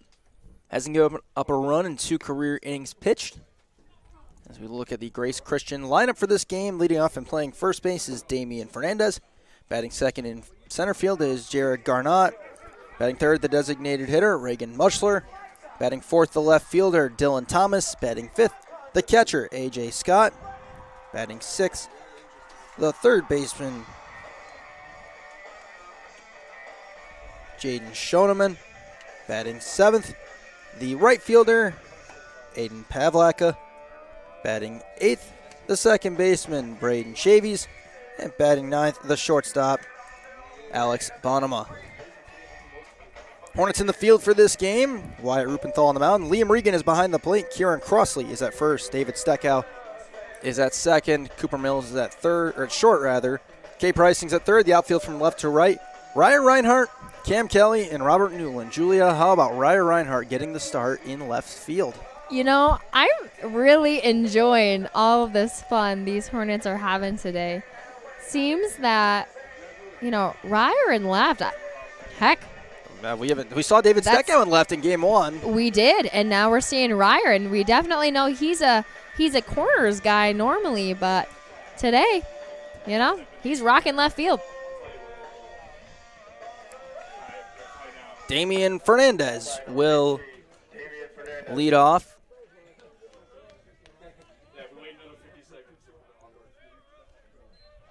Entered today with a .337 average. The averages for now not updated. First pitch misses for ball 1 from Rupenthal. Once again, time for Hornet baseball at 4:38 p.m. here on a Tuesday. Hornets improved to 21-11 in Game 1. Grace Christian dropped to 16-25. That makes this game number 33 for the Hornets, as the 1-1 from Rupenthal is fouled straight back.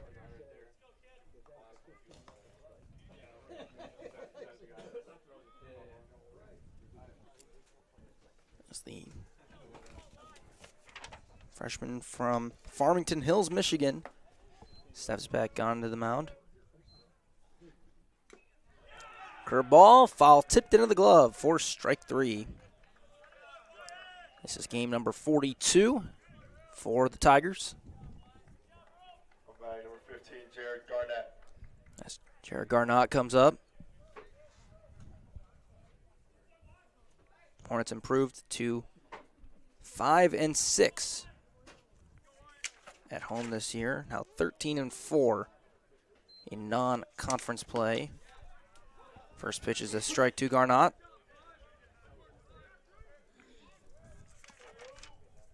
Grace Christian now 12-14 in games not involving the NCCAA, as the 0-1 off the end of the bat for a foul ball.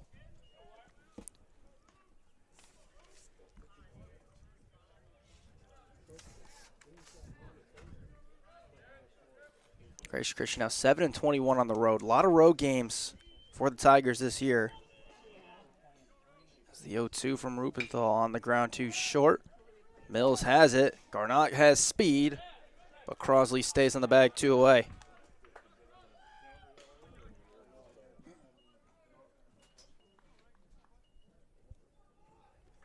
Number 27, Reagan Muchler.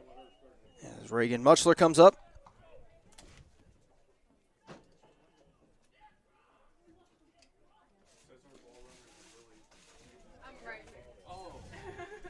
Muchler was 0 for 3 with 3 strikeouts in Game 1. First pitch strike.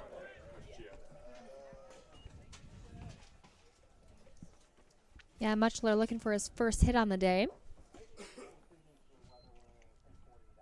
Swing is either missed or fouled straight back.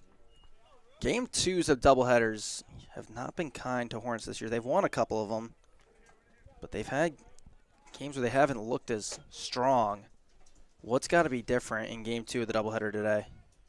You know, they're coming off of a 15-run shutout, and they definitely have the momentum and the energy and the joy coming from that first game into the second. I think they just need to play loose, play clean, and have some fun. Pitch low and away. That's 2 balls, 2 strikes. Our weather for game 2 looks like the rain is pretty much out of the, well, not out of the forecast. There could be some more coming in, but no heavy amounts as that one bounces. We're going to go with 67 degrees and partly cloudy. As our game 2 temperature and weather, brought to you by my phone's weather app. Yeah, the sun is peeking right through the clouds, right onto the field. 3-2. Missed it, ball 4, and Muchler draws a walk, brings up Dylan Thomas. Umpire number 11, Dylan Thomas.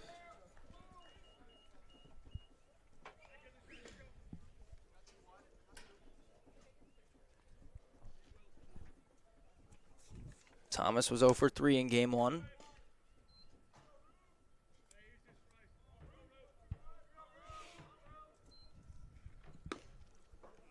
First pitch misses. 1-0. We'll have the updated numbers from game 1 for Kalamazoo. We won't have them for Grace Christian. As the count 1-0 to Thomas, a Rockford High School graduate. Looks at a fastball for a strike. That came in at 84 from Rupenthal.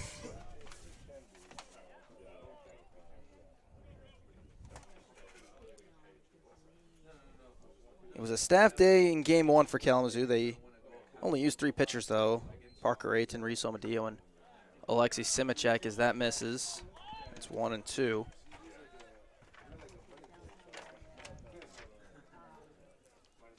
Runner on first, 2 down for Thomas. Grace Christian still looking for their first ever run against Kalamazoo College. 1-2. Won't come there. Swing and a miss. Another foul tip into the glove. 2 strikeouts in the inning.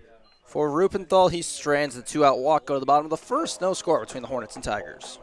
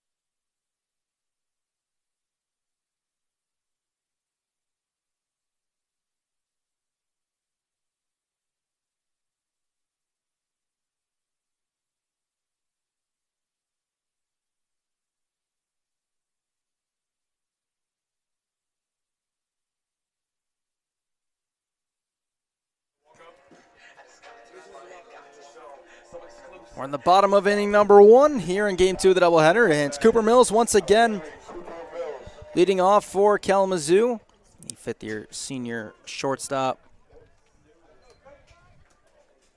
We'll dig in to face Zachary Peterson, who was the starter for Grace Christian today.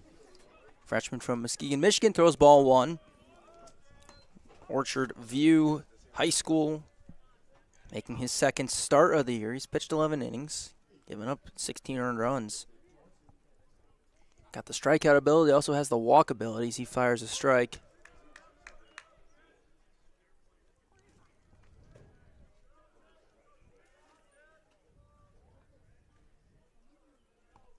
One ball and one strike from Peterson. Way down and away, 2-1. Mills had a hit, reached on an error, and drew a walk, scored 2 runs in game 1. Kalamazoo went deep into their bench. They hope to do so again here. As the 2-1's in for a strike. Yeah, beautiful outside corner from Peterson. Let's look at the Hornet lineup. You got Mills leading off playing short, Steckow batting second, Reinhardt batting third, Lockhart fourth, Newland fifth, Pricing sixth, Kelly seventh, Crossley eighth, and Regan ninth. That's in the air in foul territory near the fence. It is caught by Damian Fernandez, the first baseman, 1 down.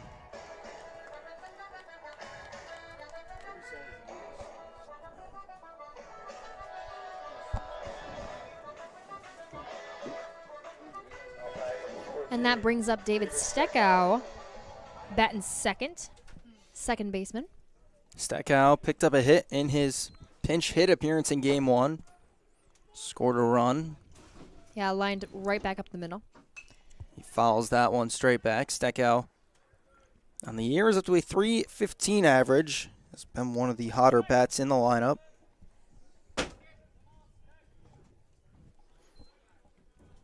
Yeah, key player for the Hornets continuously for the past 4 years as he's a senior now. Gets the game off. That makes it 2-1. With Crossley in there as well. Crossley making his first career start. Nobody on for Steckow. Our umpires for this game flip Amir McKinnon behind the plate as that's on the ground to short. Bonema's got it. The throw is in time. He kept the foot on the bag. 2 down. Almost beat it out. Did Steckow, but not quite. Michael Dermott is in the field as Reinhardt will come up.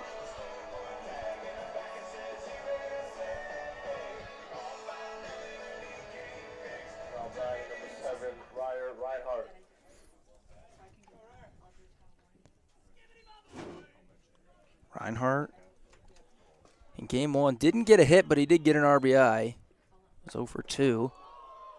Almost at the head. Yeah, that knocked his helmet off, trying to get out of the way of the ball. Lunge out of the way of that one.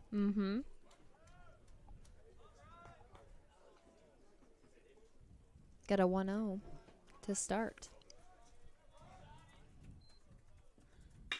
Hits that hard to center field. Base hit. Bounced right in front of center fielder. That's Garnott out there in center. As we look at the Grace Christian defense, a little bit different than game 1 as you got Peterson on the mound, A.J. Scott behind the plate, Fernandez at second, Braden Chavies at second, Jaden Schoeneman is at third, Alex Bonema at short, the outfield from left to right, Dylan Thomas, Jared Garnott, and Aiden Pavlaka. Runner goes, and the throw into right center. Reinhardt bluffs him. He'll stay there. Another stolen base for Reinhardt. They've been running all over the place today, and that is the 4th stolen base of the year for Ryer.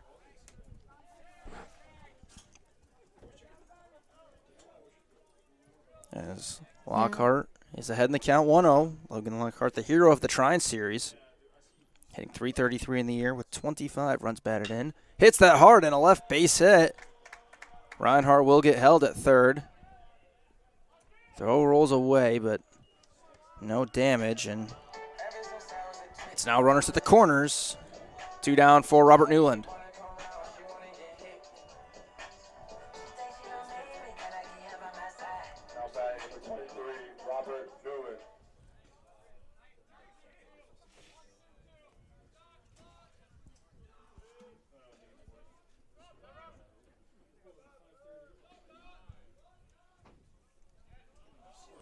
Runners at the corners here for Newland. Newland in game 1 didn't pick up a hit, but he reached 3 times, walked once, was hit once, and reached on an error as that pitch in for a strike.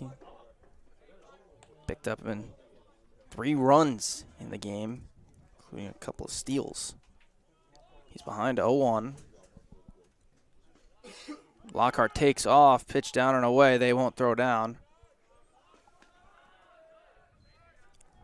Moves 2 in a scoring position.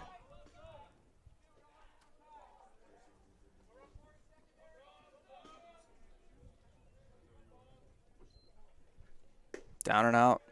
2-2, or 2-1 rather.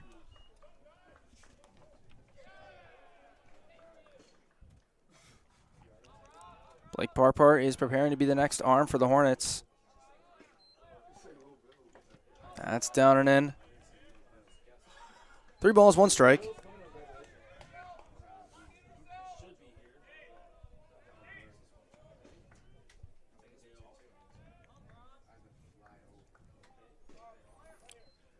3-1 to Newland upstairs, ball 4, and the sacks are loaded for Cade Pricing, who will get his first at-bat on the day. 316 hitter with 20 RBIs, and time is going to be called. Colton Wolf, the head coach for Grace Christian, will come on out. Nobody throwing for the Tigers, just a conversation. Peterson got the first 2 guys down relatively quickly, and then Reinhardt and Lockhart each with hits, and Newland a walk.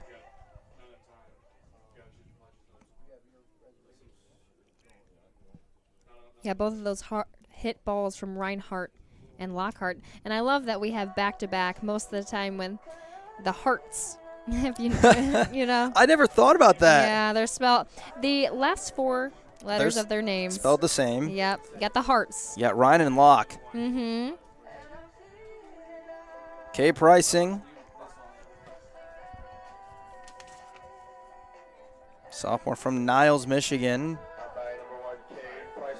Right on the other side of Indiana. Yep, batting .316 on the year. 95 at bats. First pitch strike from Peterson.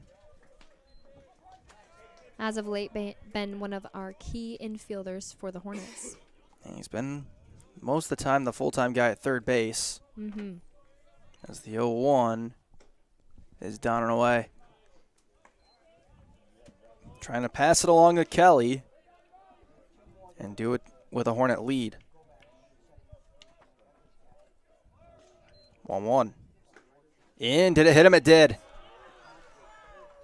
RBI hit by pitch. Puts the Hornets up 1-0 in this game. Yep, Reinhardt comes in to score as Pricing takes first.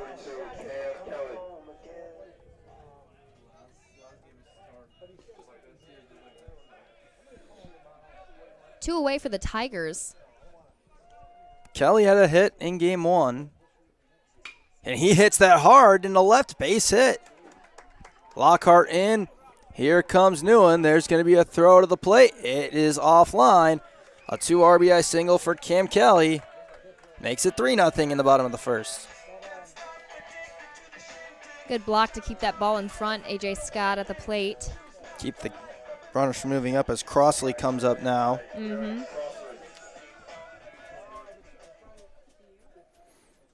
Crossley, 1 for 2 on the day.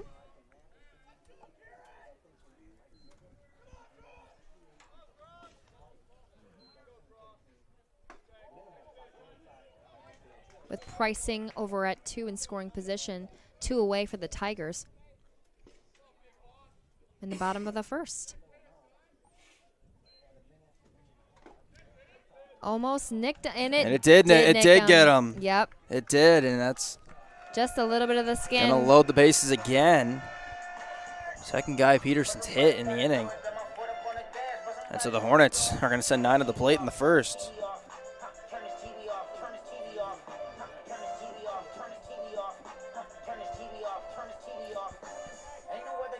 Regan will come up.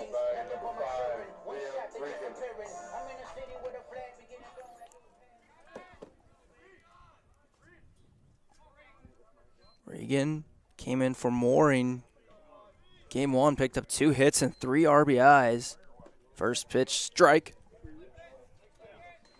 3 hits, 3 runs, a walk, and 2 hit by pitches in the inning for Kalamazoo.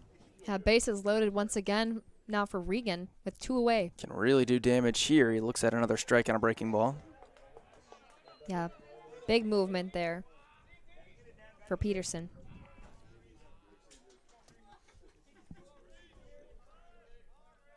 Looking to get this last out, the pitch. 0-2 bounces, up. gets away. Pricing comes in. Kelly rounds. He'll stay there. 4-0 Hornets from a wild pitch. What does Peterson have to do right now just to find a way to get the out? Yeah, it's tough, especially with this team hitting so well, but unfortunately, you got to throw some strikes if you even want to get a put out. 1-2. Sawed off into shallow left center, and Garnott is there to make the catch.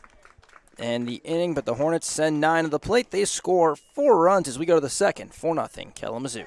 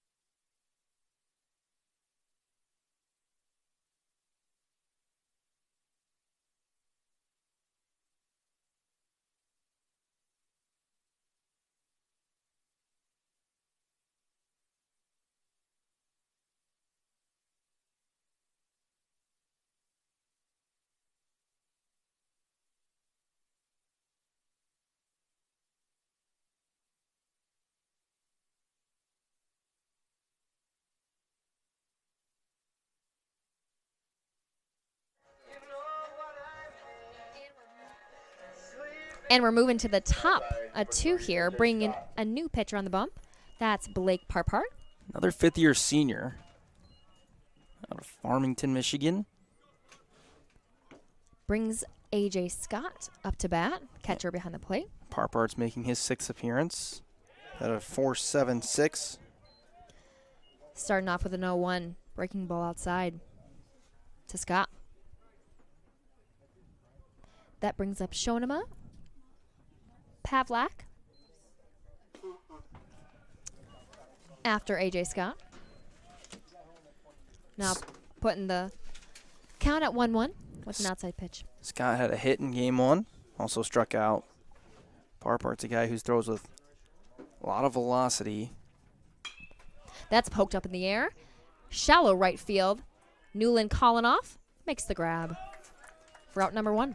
Nice and easy routine for Newland, as we're expecting another staff game for the Hornets in preparation for their weekend series with Olivet. Yes, sir. There's already 3 hits, 4 runs for the Hornets. continuing to drop some eggs as they move through the game, preferably.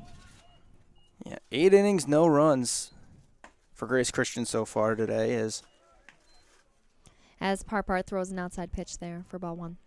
Shoneman has 42 at-bats, a 2.86 average on the year.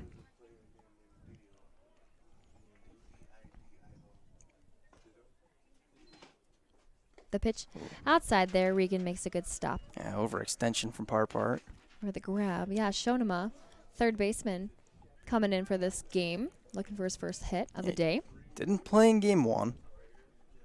Grace Christian's going to have an upcoming series with Alice Lloyd.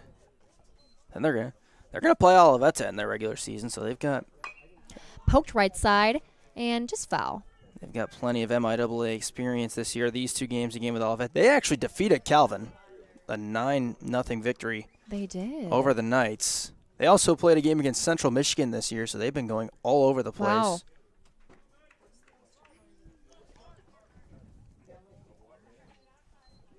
Got a 2-1 on Shonema.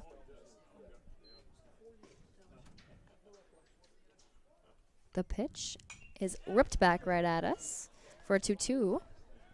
Getting a little bit cloudy out there, but as many of you know, it's good to play in the clouds.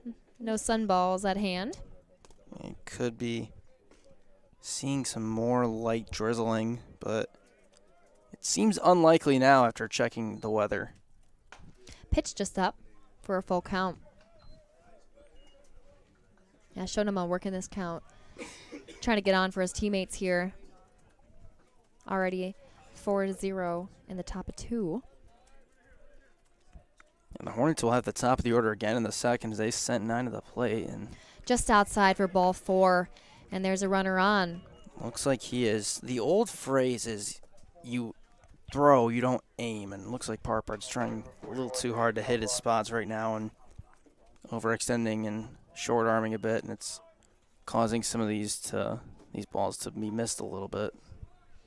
Yeah, it's tough when you're coming in with only 5 or a bit more innings on the year. So you got to get comfy and bunt shown, and he did pull back, but still strike. I don't know if he pulled. I thought he stabbed. Oh, did he stab? I thought Yeah. he did and went late. Yeah, it was. I mean, he it was might awfully have. close. It might have been a strike anyway. Yeah, either way, that's 0-1 It on looks like Pavlaka.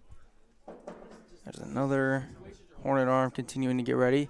Bunt again, up first base by side. Blake Parpart throws the first just in time to get the out.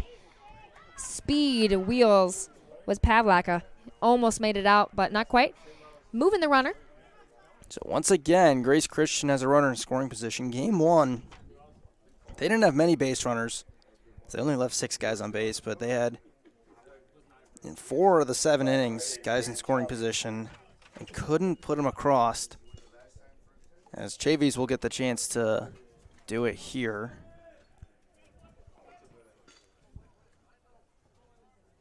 Yeah, that 1-3 put out there, moving into scoring position for the Tigers. Chavies up to bat, seeing an outside ball for a 1. 2 away for the Hornets, looking to retire the half inning.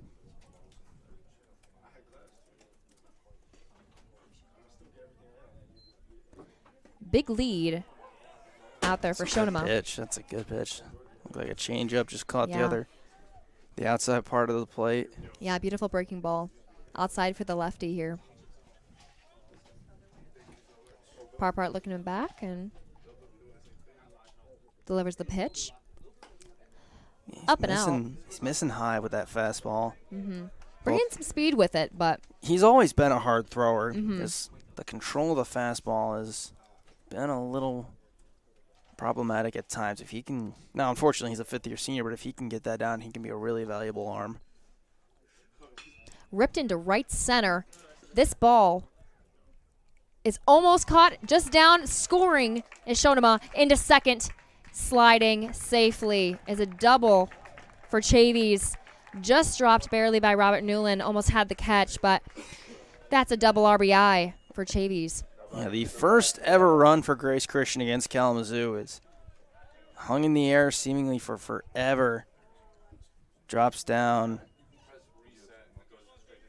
And again, the Tigers in business here. They finally get one on the board. Yeah, brings up Bonema, shortstop.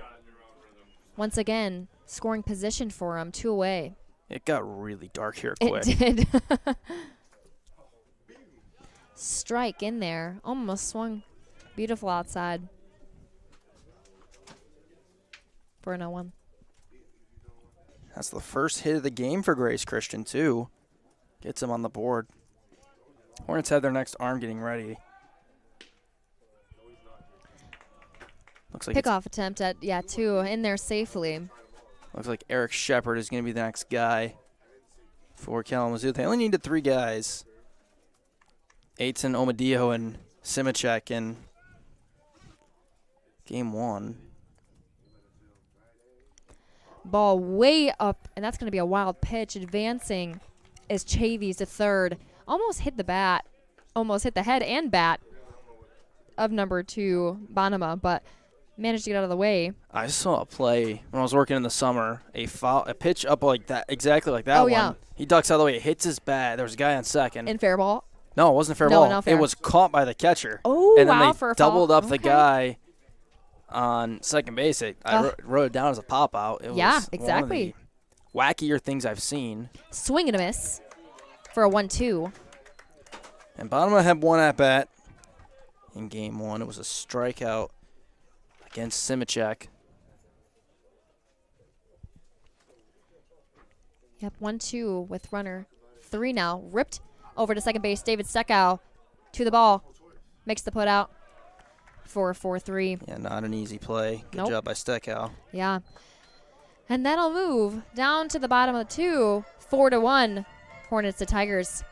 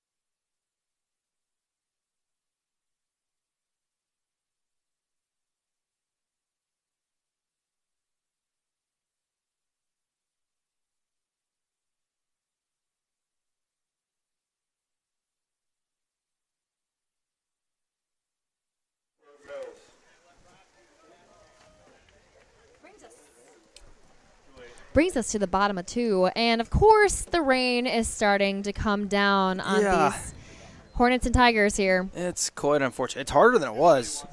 That ball might have slipped out of Peterson's hand because of it, but Yeah, Peterson high and up over Cooper Mills, top of the order.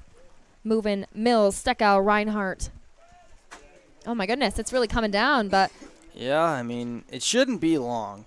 And oh boy. ripped into left. That ball is out Oh! Oh! of here. Oh, my goodness. Does it in the rain. Sailed into left. Does Cooper Mills. His first career long ball. Are you kidding me? Oh, my goodness. How exciting. Solo home run for Cooper Mills. This better be the loudest boom I've ever heard. They're so excited. Oh, everyone's giving all the hugs for this 5th-year senior. Are you serious? And he was right on it. That was a Drove gorgeous. it out Exactly. to left field. You have got to be kidding me. Yeah, huge launch angle for Cooper Mills. Gorgeous swing inside. Got him on the hands, but hands through the zone And goodness, that ball. Oh, I see one of the coaches out there grabbing it. They're holding on to that one. They're going to get that. That's a keepsake. Brings up, David Steckow. How about that? Fouled back at us for an 0-1. But yeah, gosh, I'm so happy to see that. Yeah. He's come close a few times. But that one off the bat, we all knew it had a real chance. Yeah, right away, too. I mean, nice 1-0 and just sailed into left. Yeah. 2-0 for David Steckow. The dugout reaction just as appropriate. In there, up in the face. And Mills is just a guy who you can't help but root for. He's yeah. such a great guy to be around, fun guy to be around. Always there for his teammates, multi-year captain, and it's just like that, the rain slows down. Yes, it does. It was quite ironic because it was just pouring just at that moment. And what does he do? He says, you know what, let me make this my time to shine. Yeah, let and me he does give everybody a reason to get out of the dugout. Oh, yeah, that was awesome. Ball 4 for David Steckow on that 3-1. And over to first he heads and brings up Ryer Reinhardt. Well, if you expected a long ball in this game, it'd be from this guy. It most likely would be. 12 home runs on the year, broke his own record, and just continues to climb lots of stats this year. Oh, he took a hack. Yes, he did. He wanted that pitch. That would have been it. Yes, as the rain stops very suddenly, and now we have... Hopefully that's it. Yeah, hopefully that is it. Yeah, David Steckow over at 1, looking for another stolen base for him. As he goes, he's going to be in there safely with plenty of time. Now in scoring position for Ryer Reinhardt. He's ready to send one to score his pal over at 2.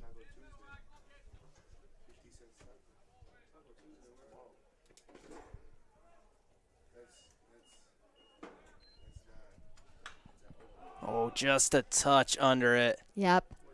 Second baseman over to make the grab, makes it. And Shavy's over there. Yep, Steckow staying at 2.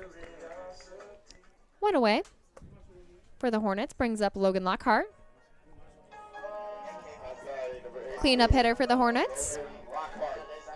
Key RBI hitter as well.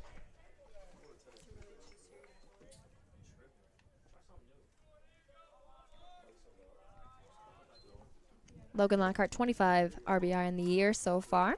May have added a couple as well. Didn't have one in game 1. Was 1 for 3. Mm-hmm. And the rain is back. It's more like we're just spinning on a roulette table on when it's gonna show up. Ooh. Hit by pitch. Yeah, right up in the shoulder. Ouch. And he's on first. Second batter to be hit today.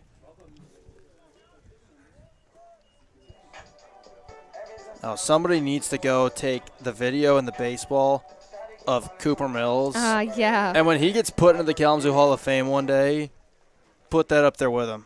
Oh, absolutely.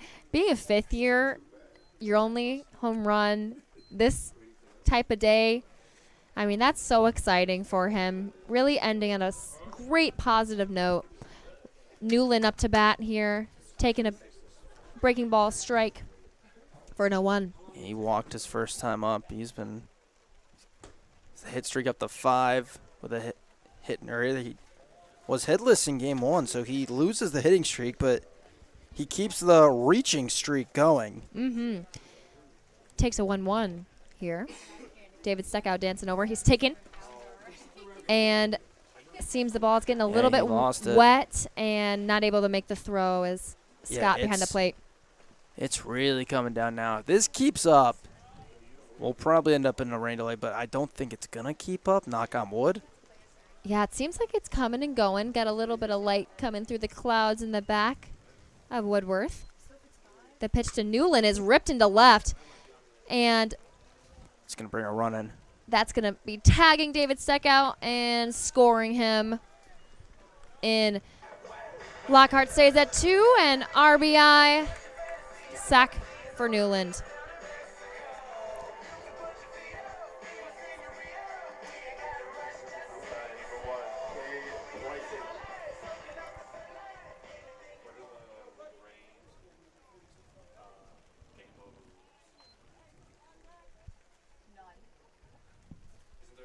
2 away for the Tigers. Brings up pricing coming up at the chest there for a 1-0.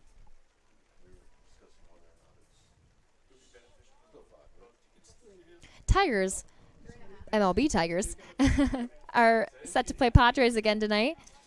Yeah, we got Jack Flaherty on the mound for that one, right? Yes, I believe so. Excited to see him come back out. Pricing picked up the all-rare RBI hit by pitch in the first. And he's hit again. He does it again. And unfortunately he is hit again for the second time today in this game. That one was a breaking ball. It didn't look as painful. No, but with the spin sometimes it doesn't help. Well, and I'm sure the rain doesn't help. Or it could. My days of being hit by pitches are long over.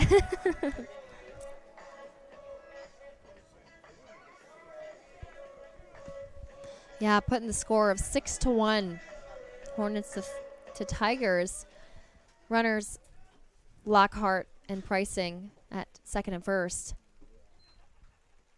Cam Kelly up to bat, taking a strike, breaking ball outside. It's a good-looking breaking ball from Peterson. If he can consistently locate it, it could be a really tough pitch because it starts a little east-west or west-east, whichever way you're looking at it, and then it gets into that 12-6 movement. Ripped back up the middle, and that's going to be bringing Lockhart around the bases, easily scored, as well as Pricing to third. RBI single. The inning for Kelly gets longer. Second RBI for Kelly.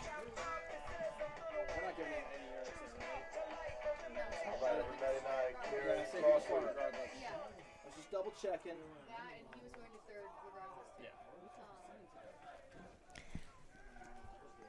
Yeah, those Hornets are having fun bringing up Crosley here. 4 batters have been hit for the Hornets. Oh, yeah, it's only in they totaled 7 runs. Bottom of 2 here, and that's 7 runs on that board. Looking to get this last out. It's been 2-out rally for the Hornets now for several, and attempted pick up. Back pick. Yep. Wow. Back picked over to third, Pricing easily in there safely as Cam Kelly gets the stolen base over it too. I wonder if that was the trying to avoid the steal stop that they did earlier in the game, or in game 1 with Kerr. Yeah. That was Grace Christian's way of trying to get around it. Yeah, gorgeous outside pitch there for a 1-1.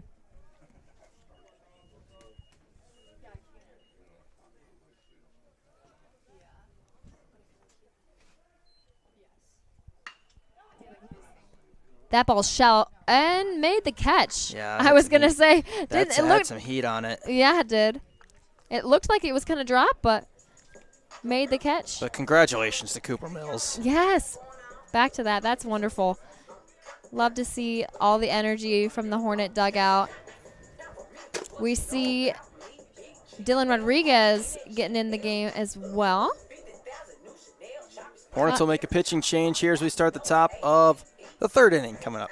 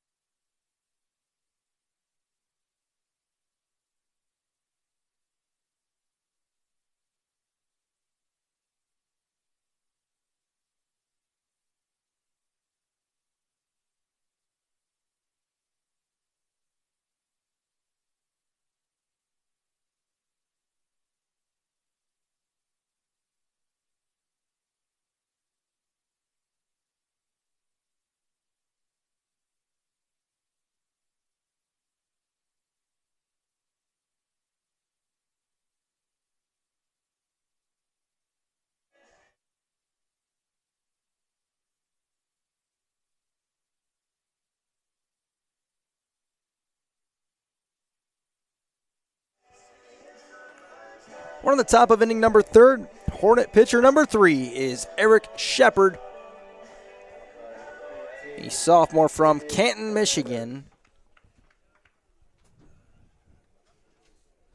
6 foot tall, 180-pound right-handed pitcher will face the top of the Tigers order in the forms of Fernandez, Garnott, and Mutchler. Strike 1 from Shepard. All right, we're going to go back to the Cooper Mills question real quick. So now he's back in the field. You hit your first ever home run. In your mind, how do you come back and play as that one's lined into center field right at Cam Kelly for out number 1? You know, you're playing with a smile on your face. You're playing with ease and just really making clean throws, having fun, but also trying to go for stuff you haven't been able to. And he's also a guy that always does that anyway. So, heck, he's always working to get better on the field anyway. But I'm eager to see if he's able to really lay out and pour anything into something new. Strike 1 to Garnott, 0 for 1 in the game. The rain lightening up a little bit. It's really coming and going. A swing and a miss. Pitches in to make it 0-2. Shepard on the year has pitched just 3 innings.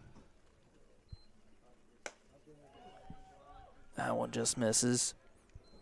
Appearances against Oglethorpe, Elmhurst, College of New Jersey, Calvin, and then struggled against Hope last Wednesday. 1-2. Hit hard in a left. Base hit. Second hit of the day for the Tigers. Second hit between the 2 games for Garnott. Yeah, right around that ball was Garnott able to lace that into shallow left. Up comes Mutchler. Ugh. I stepped on the cord. We're good.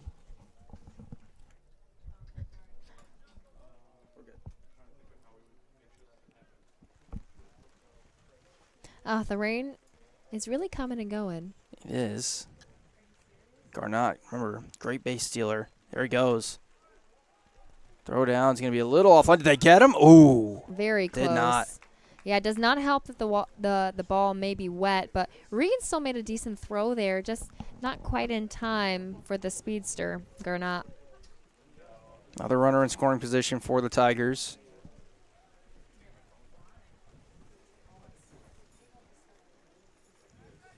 They're going to go pick off. And they got him, yes. Wow, fantastic pickoff. They had a huge, Garnott had a huge lead, and there's the second out. Yeah, being aggressive, but Shepard making that quick turn as a righty. That's not an easy move, and he made that look pretty easy. Check swing, and it's in play. Shepard's got it, and that will end the inning. Grace Christian gets a single. They do not leave anybody. They do not score. We go to the bottom of the 3rd. It is 7-1. Hornets lead it.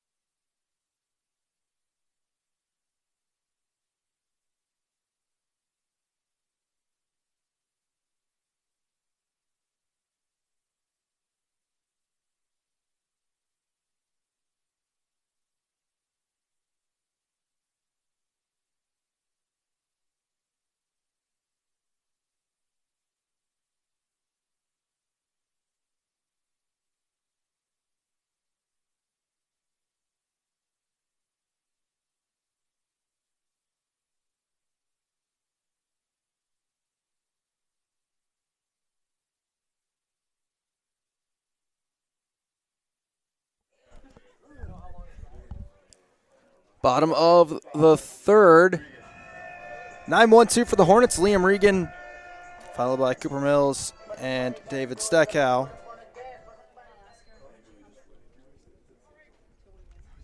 Regan flew out his first time up. First pitch outside for a ball from the new pitcher for Grace Christian. Sophomore Brady Unthank from Byron Center, Michigan. Chop foul. Yeah, very cool arm slot for Unthank. It's almost a sidearm, but it's not quite. What would you describe that as, Zach? Let me get a better description after this pitch. It reminds me of Sean Marion's jump shot. Yeah. Does that make any sense? I know DJ Courtney over there, it makes sense to him. It's an interesting one, that's for sure. It's like between a sidearm and a three-quarter. Yeah, it's a very interesting arm slot, but hey, I don't know why it reminds me of Sean Marion's jumper, but it does for some reason. But if it works, it works. There's nothing wrong with it as he misses ball 4 to Regan. And I'm sure he's pitched like that his entire life, so I'm not going to, diss the guy for it. Like, it works. Mm-hmm. Up comes Cooper Mills. Having a day is Cooper. If he hits another one, I think we might have to just walk out. I think then we would. Because at that point we will have seen it all. We really would. They check on Regan. Yep, in there safely. Every Hornet has reached in this game now. Yeah, that's what I love. We're in the third. About these Hornets is, top to bottom, they're a very good team. No way. No. It's not going to be enough. Twisting and turning Still was Thomas. That gave us a. Still a good hit. He made us think about it. Nah, that was a great rope to left, but not quite. That is, not quite. And he knew it too. Him. He He's knew laughing. he was close. He's like, I wanted that one. He knew he was close, and Reinhardt and Lockhart on his way back, they knew it was close too. He hit that ball hard. He did. As Steckout comes up, ground out walk so far in this game. Yeah, good exit velo for Mills. One away, first pitch bounces. Steckout, barring a double play, will give Reinhardt a chance to hit in the inning.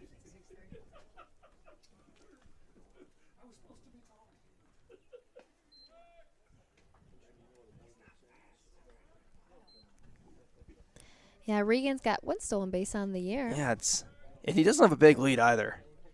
No. Oh, there he goes. And he's safe. The throw was offline. The pitch was offline. Yeah, the sun's poking back out, so no, doesn't seem like it's, actually, I think it's dribbling out, but not too crazy. Doesn't make any throw easier, though. Yeah, I mean, the rain has stopped, but the ball, like anytime the ball hits the ground, they usually will throw it out, but it is still wet. Nobody there to receive the And pickoff Unthank attempt. balked, yeah. And that's a balk, yeah. Yeah, I thought so. It looked a little funky. And so Putting Regan at third now. runner at third, one out for Steckow. Stole 2 bases en route to scoring the 6th run of the game in the second.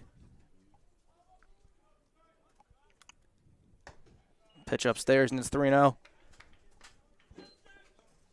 Reinhardt next. Gonna get a chance.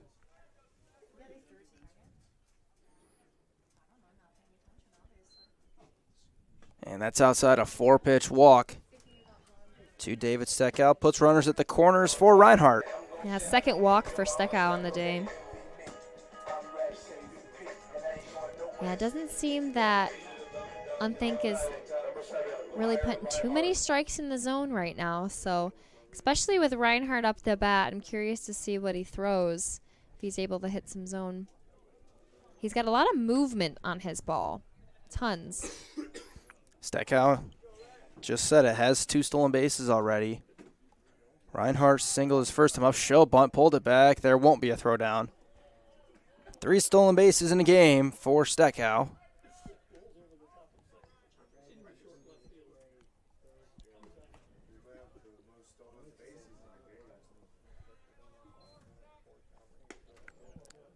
That pitch misses. 2-0 on Reinhardt. Hornets have stolen 7 bases in this game already. I'm going to double check if that's right. It is, and that misses, and it's 3-0 to Reinhardt. Unthanks has lost the zone, needs to find it to avoid loading the bases with Lockhart up. And he will not. Ball 4.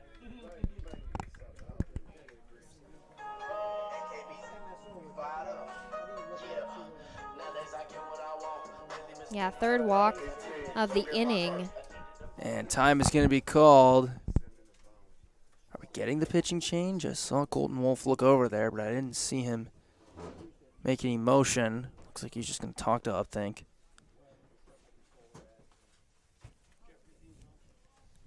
Yeah, bases loaded, one away.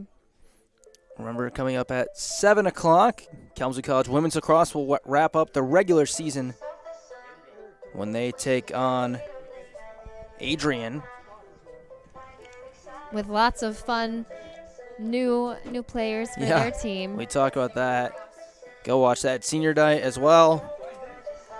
They'll celebrate Natalie Mackey, Lily Grelak, Jordan Flink, and others.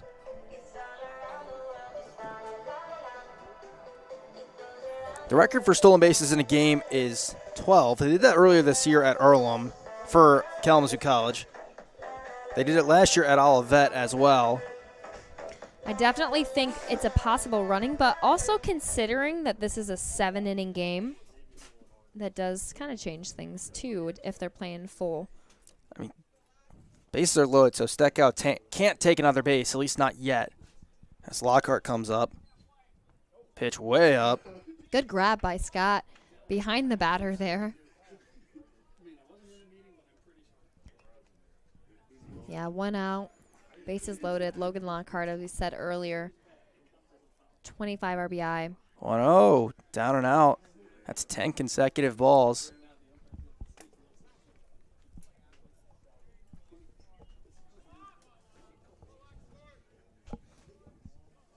The delivery. There's a strike. In for a strike. Somewhere out there, Brendan Aprinsky just slammed his fist down in frustration. 2-1. Hit hard down the line, fair ball. At least 1 in. Definitely 2 in. Reinhardt's going to try and get the third. He will. 2 RBI double for Lockhart. Makes it 9-1 Hornets. Looking, everyone's got wheels coming around each bag, coming through. 2 RBI double. That's gorgeous.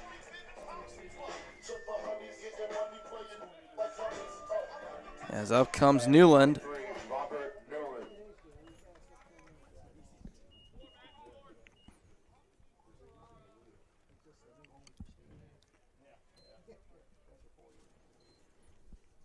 Newland looks at a strike. Yeah, right. Oh, go ahead. 9 runs on 5 hits, no errors for Kalamazoo. 9 runs on 6 hits now, and 1 run on 2 hits for the Tigers. It's in for a strike. Yeah, 2 away with 2 in scoring position. In for strike 3. Newland gets rung up on 3 pitches. Wow, that pitch was breaking so hard. It was a back door coming in, looking like it was going to hit him, and came right back into the zone inside for that called third strike. Pricing comes up. He's been hit by a pitch twice, once for an RBI. First one's in for a strike. That must have been our second out as our It scoreboard. was. As our scoreboard is a little behind. Well, ahead, I should That's say. out of play. Nothing in 2 to Pricing.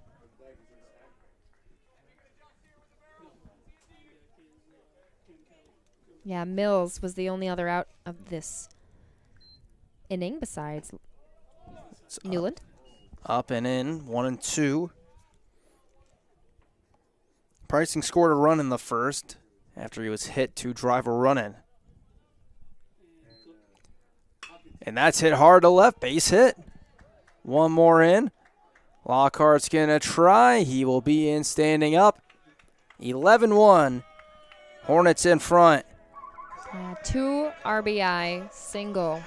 3 RBIs for Cade Pricing. Oh, 3 in this game. Oh, that in was the 2 game. RBIs Thank on you. that I was one. like 2, I believe. Don't let me finish the thought, Miss Rambo. Sorry. As Kelly comes up, he's got 3 RBIs in the game as well.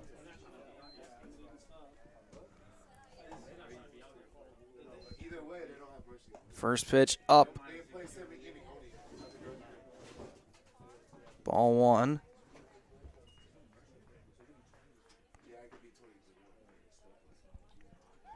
Check on Pricing. Ball nearly rolled away. I think it hit Cade.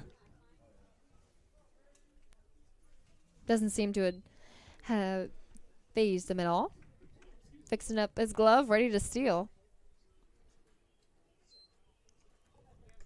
It's outside. He gets away. He won't have to. I believe that'll be a pass ball. It will be. First passed ball of the game.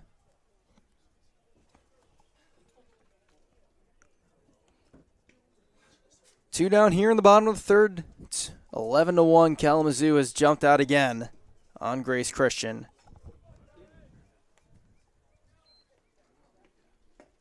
That's in for a strike. 2-1 to Kelly. He's got a pair of hits, pair of singles.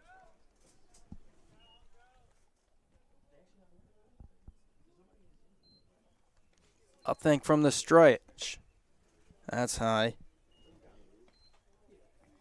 Out of Byron Center High School, Byron Center, Michigan, the 5'7" sophomore, searching for one more out to end the inning.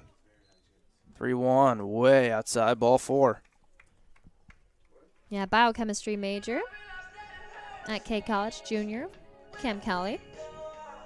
Don't see too many biochem majors. Stephen Shelton, I know, is a chem major. Not sure if. What were you? Technically, I was a biochemistry major all the way up to my junior year, and then right at the last, going into my senior year, changed to a chemistry major, and I was actually able to graduate early because of that. So Crosley looks at a strike. How'd you pull that off? You know, I know so many people that would have if they could. You know, or if they knew how. Right. You know, I love biochem. Oh, that's hit high and deep by Crosley. The first career home run for Karen Crosley. That was high and far. Beautiful. No doubt about it. And the Hornets will bat around in the third and expand the lead even more. A 3-run long ball. Crosley's first, and very well could be the first of many as a Hornet, as they will go retrieve that one.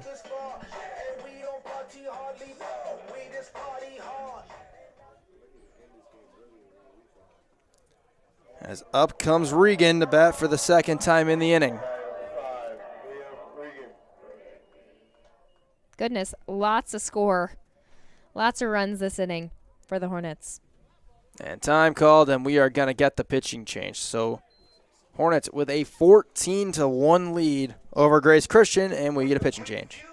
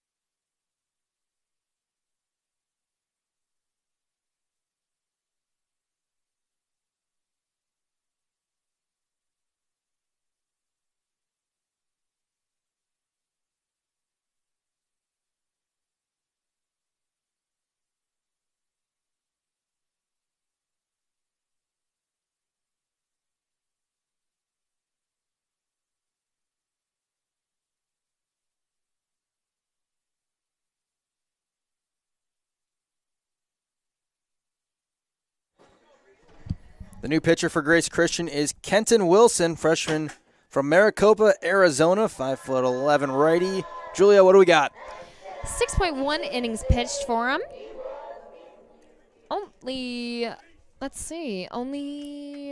So he's got, you know what, I think his last outing wasn't great, but, you know, he's got 4 strikeouts on the year, and he's looking to continue that here. Liam Regan up to bat, 2 away for the Hornets. But Regan 0 for 1, fly-out walk, scored a run. Also stole a base for the second time this year. Yep, only 12 hits Big swing and a miss from Regan. for Wilson. 0-2 for Regan. Yeah, Wilson's going to work from the stretch, trying to get it back to Mills. Hornets bat around in this inning. It's down and away. Yeah, way low and out, but hey, for an 0-2, you want that. Yeah, that's the spot. Try and get a swing and a miss type of pitch. Top of the order is done as Alex DiDio is now in the on-deck circle. Mills will be out of the game after hitting his first career home run that pitch. Nearly hits Regan. Almost, yeah. Turned away to take it. Just barely missed some, too. Broke into the plate. 2-2. Grace Christian just searching for an answer out of this inning. Hit hard, caught at short by Bonema. Nice play to end the inning, but the Hornets put 7 on the board as we move to the 4th. 14-01, Kalamazoo in front.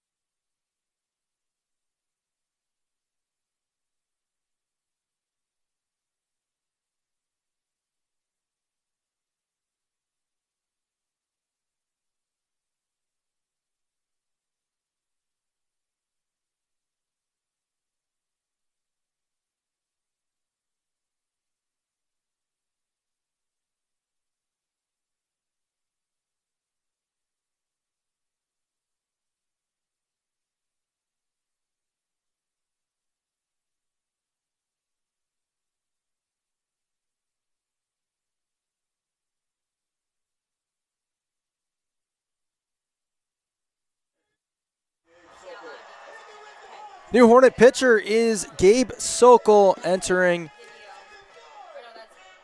as the Hornets make a lot of defensive changes. Julia, I'll let you get to those once you get them all Yeah, I'm going to be processed and written down. Sokol, junior out of Midland, Michigan. It looks like the only ones that stayed were Regan and Kelly. Everybody else is new. Yeah, everybody. We got DiDio. Pricing stays. He moves to short. Pricing stays. I believe we have Bakari over at 1. Yep. Bakari at first. Cooks over at second. Cooks over at second. Yep. Left field. That looks like Kerr. Austin Kerr. I would agree. Center field looks like Kelly still. Yep. Big And swing and a miss against Sokol from Dylan Thomas.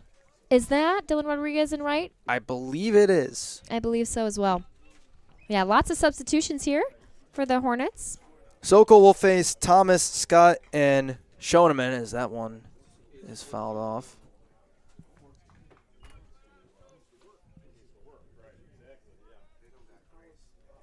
Sokol is making his, one moment, 6th appearance on the year, and he gets a swing and a miss for his first strikeout of the game.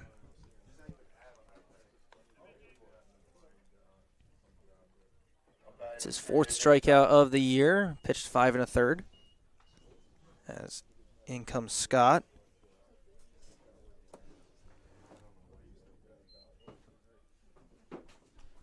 Only allowing 5 earned on the year. Strike 1 to Scott, 0 for 1, fly out in the second.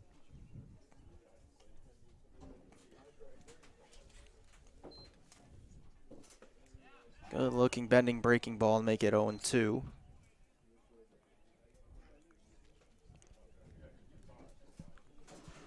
Sokol's getting ahead early as the pitch just misses low. The 1 inning stat day continues for the Hornets.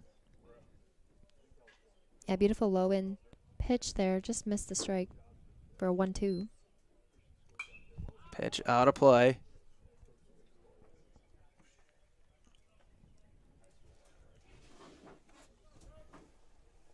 Scott followed by Schoenemann. Flew out to right field his first time up. And it's upstairs. Makes it 2-2. And I believe A.J. Scott is up to bat. You are correct. Swing and a miss. Back-to-back strikeouts for Gabe Sokol. And 2 away here in the top of the 4th. Make way to Schoenemann. Schoenemann. Mm-hmm. Schoenemann walked his first time up.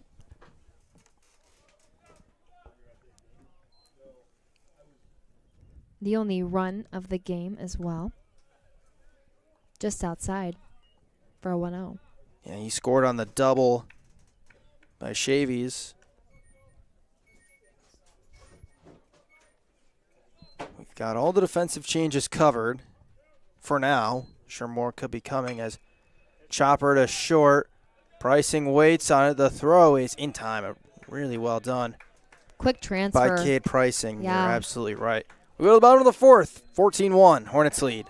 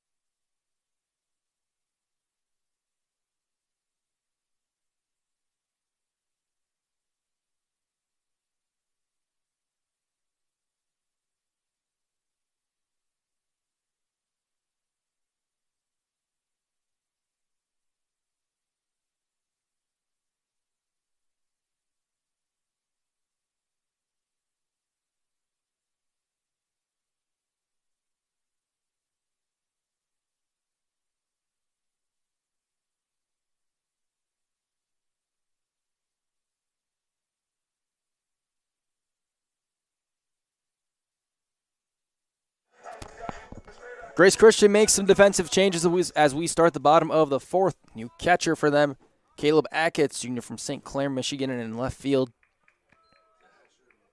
It is Josh Egberts, senior from Kalamazoo, Michigan. First pitch misses to Alex DiDio, who replaces Cooper Mills.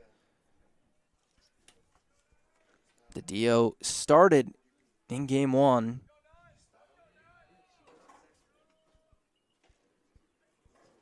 The first pitch, he hits that high and deep. If it's fair, it's gone. It is foul. Goodness sakes, that ball was absolutely ripped Holy. left field, but just left of the foul pole.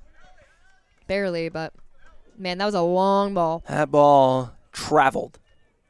You got a hold of that. One of the further balls I've ever seen hit here, but it was just foul. Pitch misses, and it's 2-1. Yeah, one of the furthest balls I've seen. I've talked about it before, but I still don't believe that Reinhardt hit a house. okay. You know what? I know somebody else. I wasn't here No, when he claims he did it. I have not seen him hit a house, but I have seen him hit the middle of. See that big old oak right back there? Yeah, Like, honestly, I don't think the people know who we're talking. What you're I talking know, about. But I but see what you're talking about. Just so you can get reference, but It's a little bit to our right of the left field foul pole in But- terms of location. Distance, it's far. oh my goodness. The deal looks at ball 4. He is on with a walk. But no, that ball hit the middle of the tree, and I just still can see it painted. I think Steve can too. He knows what I'm talking about. One of our stat guys next to me. Not just one of our stat guys. The greatest Yes, SID sorry. in MIAA history. Yeah, sorry. Steve Not Whiting. just one. He is the single best to ever do it. Clay Cook comes up for the first time in this game. Pitch bounces, ball 1.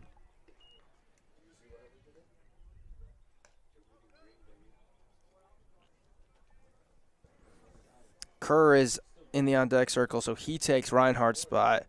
You got to be careful with the defensive changes sometimes just to make sure you got everything straightened out. Kerr looks at a strike.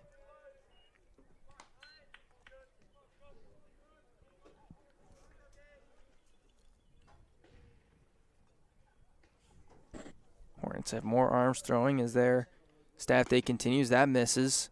and I think I know that caught the outside part of the zone. we do have Cook and then Kerr. Correct. So Cook is up to bat, then Kerr's on deck Cookie, here. as he is known. Yes. Everybody, you can't see. Everyone kind of has the same thing they're wearing right now. Those two do, specifically. Mm-hmm. That's outside. Yeah, they both got the high socks, the pants rolled up, the undershirt a little bit past the elbows, the elbow guard. The difference is the glove color, and Cook's got the hoodie hanging out of his jersey. 2-2. Was behind Cook, bounced way away from the catcher. It's Atkinson, hold all the way back. Wild pitch moves the runner up.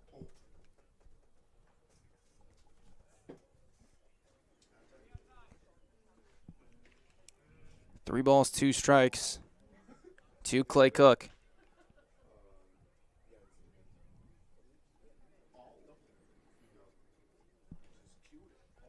A freshman out of Lake Fenton, Michigan.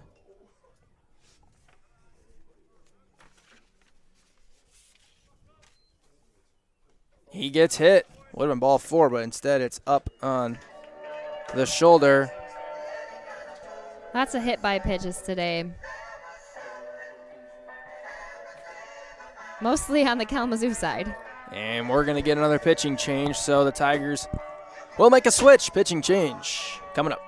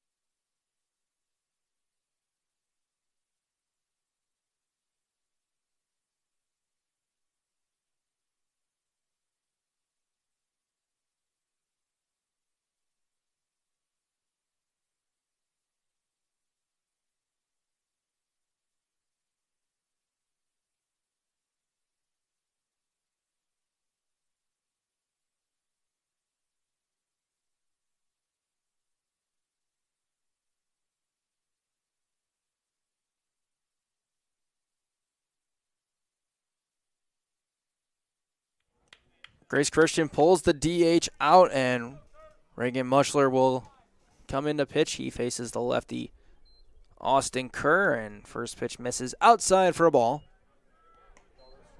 Or rather, I'd be inside for a strike. And as to my knowledge, oh, there he is. I was going to say, let's see if he has, oh, he's got 2.1 innings, 2.2 innings pitched. So not many. Yeah, I was like looking for his name. He's at the top. Hasn't given up a run, though. Yeah, so his ERA is 0. He's ahead of Kerr 0-2. I was like, oh, where is he? If he's pitched today at all. Fourth Not pitcher today. Grace Christian is used in this game. That's in the dirt. 1 ball, 2 strikes.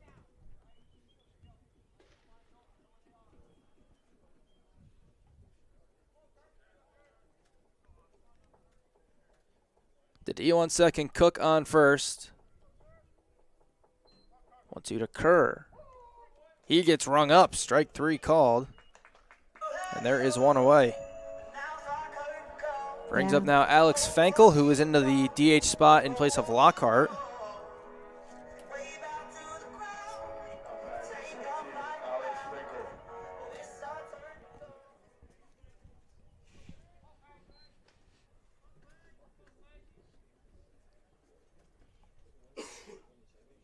First pitch to Fenkel, down and out, ball 1. Yeah, only 1 away for the Tigers here. With 2 on for Fenkel.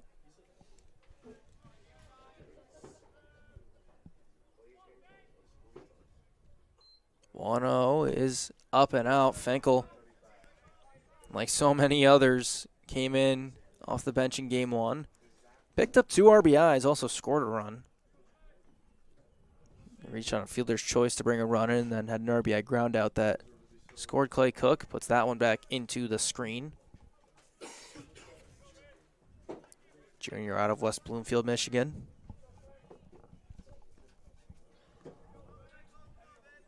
Dylan Rodriguez is in the on-deck circle.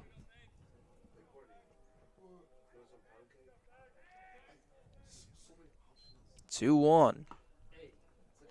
Foul tip into the glove. 2 balls, 2 strikes. Fenkel, an economics major, junior. Great department. You know what? I wish I could say I know, but I don't. I know you don't. But I know, and it's a great department. 2-2. Got him. Oh, what a curveball by Muchler. Yeah, the zone. Back-to-back strikeouts looking. Yeah, these breaking balls are really dropping right into the zone. That's the 3rd looking K for the Hornets today, which kind of shows that they're not thinking it's there, and that's understandable, but it seems like the zone is a little big coming into the end. Up comes Rodriguez. Pitches high for a ball.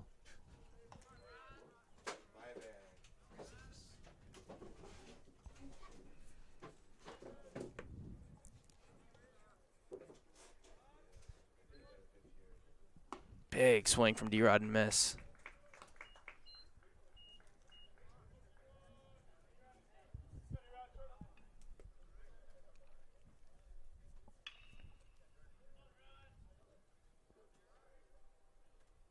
One ball, 1 strike, 2 runners on, and down and in. It's a little bobble from Achatz, but he held on. Bottom of the order for Grace will be in the top of the 5th. This will take us right into Women's Lacrosse Senior Day against Adrian. That's a strike in the top of the zone. Yeah, that's a tough call there for D-Rod, but he's going to battle away with 2-2. Yeah, Pricing is still in the on-deck circle, so it looks like he will still be in. 2-2. Out of the zone. 3 balls, 2 strikes, and now DiDio and Cook will be on the move.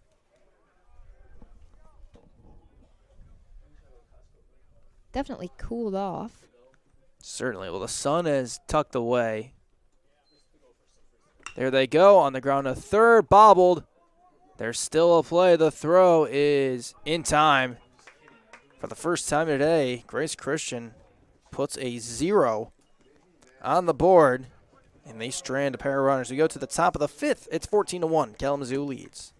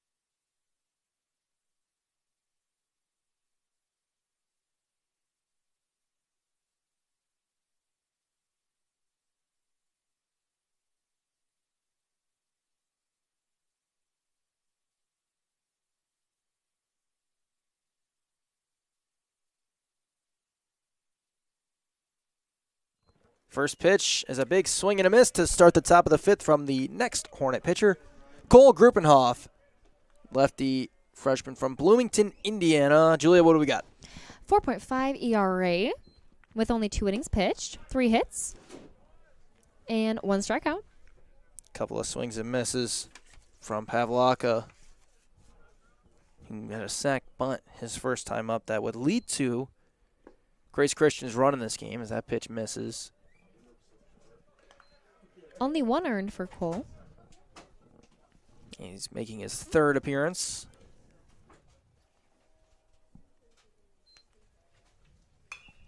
Out of play, foul.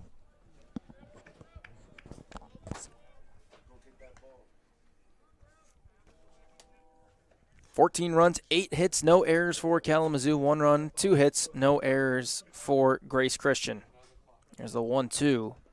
Bounces, went off speed. Keeping him in front, Regan. Not too many lefty arms for the Hornets, but Gruppenhoff, one of them. 2-2 is popped up. This will stay in the field of play. Schinker. And he's able to hold on as I believe interference was called anyway. Schinker made the catch. Yeah, just a little bit of contact coming in to Schinker as he made the catch, but regardless, there's 1 down. Chavies comes up. Lefty doubled in the lone run of the day for the Tigers in his first at-bat. That pitch is low for a ball. Lefty on lefty crime, as we would say. That's what we have going on at the moment. Another lefty getting ready for the Hornets. There's a strike. Beautiful across the zone movement. Catching that outside corner.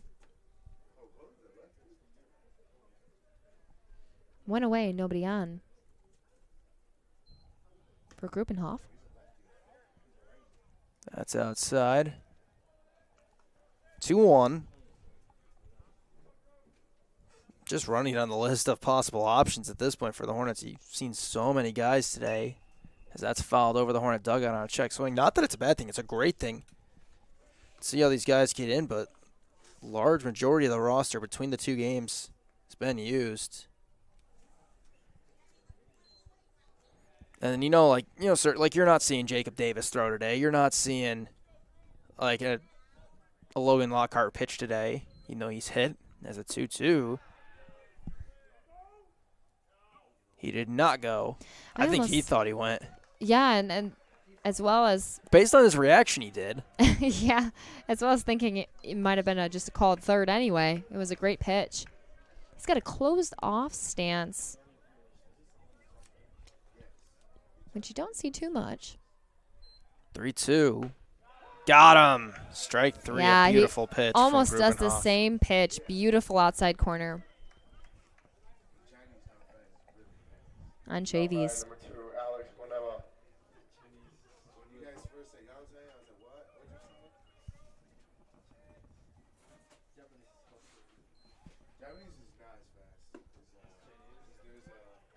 First pitch strike. To Bonema. Grounded out his first time up. Swing and a miss. These type of days when your staff is, giving you inning by inning, it's got to make you feel a lot more confident going forward that you've maybe got more options than you might have initially thought. Yeah, and that's exactly what these games do. And what does he do? He strikes him out for a 1-2-3 inning. Yeah, 1-2-3, nice and easy for Gruppenhoff. We go to the bottom of the fifth, 14-1. Hornets lead it.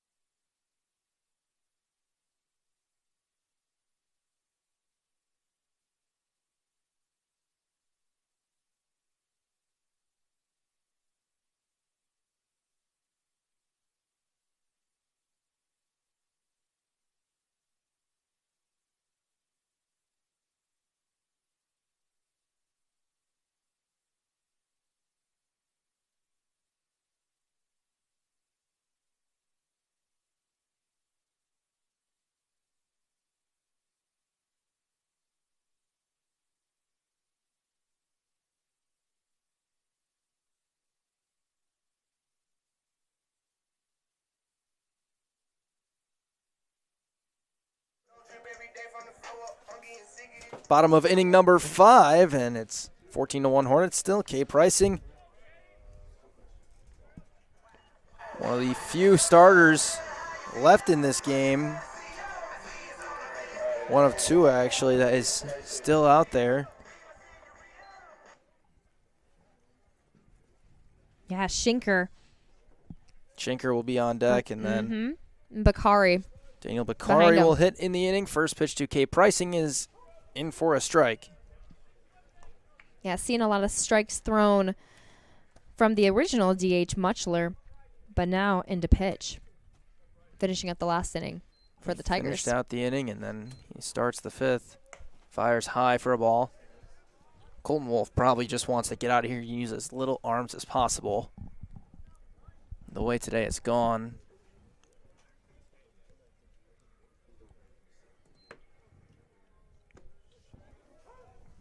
Another one in there on pricing.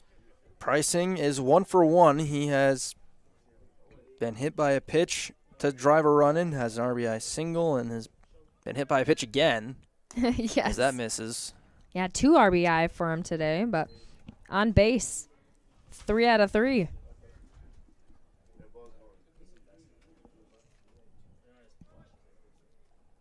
Two. From the stretch, that's popped up. Gonna stay in play in foul territory. And it is caught.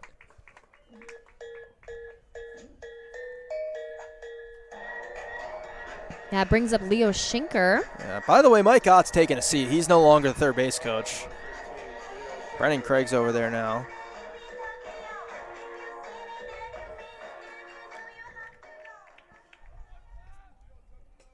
As Schinker comes up, he had an at-bat in game 1, popped out. Hitting here in game 2, and oh! Right on the helmet. Hit him up in the helmet. Ouch. Well, that's why you wear them. Yeah, well, he is going to take first base. Ouch. Not what you want, but you're on base once again. But brings up Daniel Bakari. He always has that little ritual. It's a little stretch movement getting into the box, excuse me. But that's his little thing that I've noticed he's done every single time before an at-bat. Bakari gets his first at-bat in this game. Kieran Crossley hit his first career home run. And Bakari's hit. Another one. He will take his base. Bites the dust.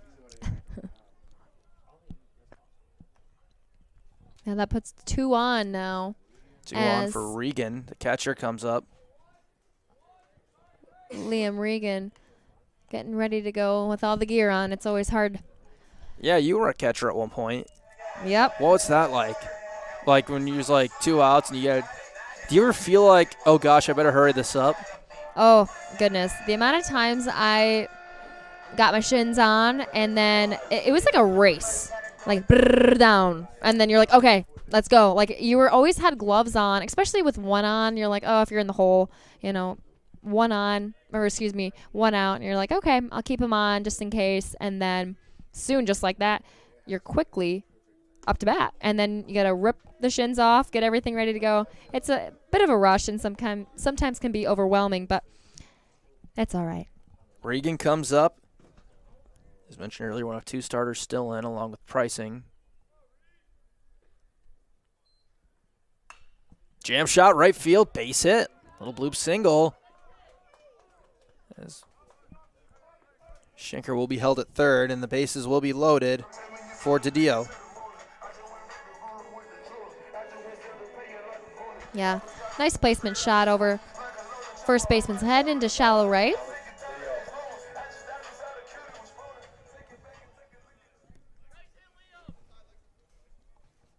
Brings up DiDio.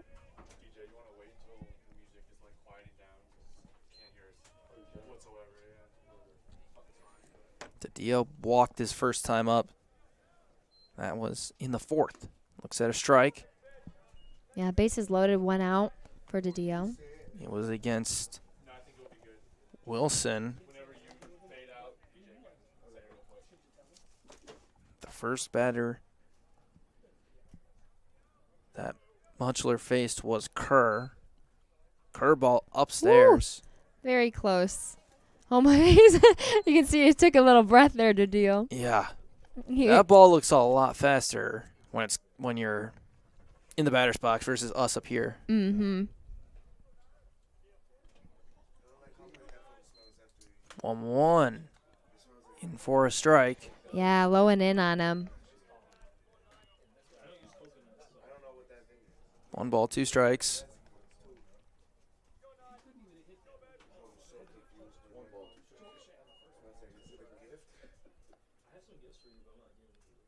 Curveball up and out.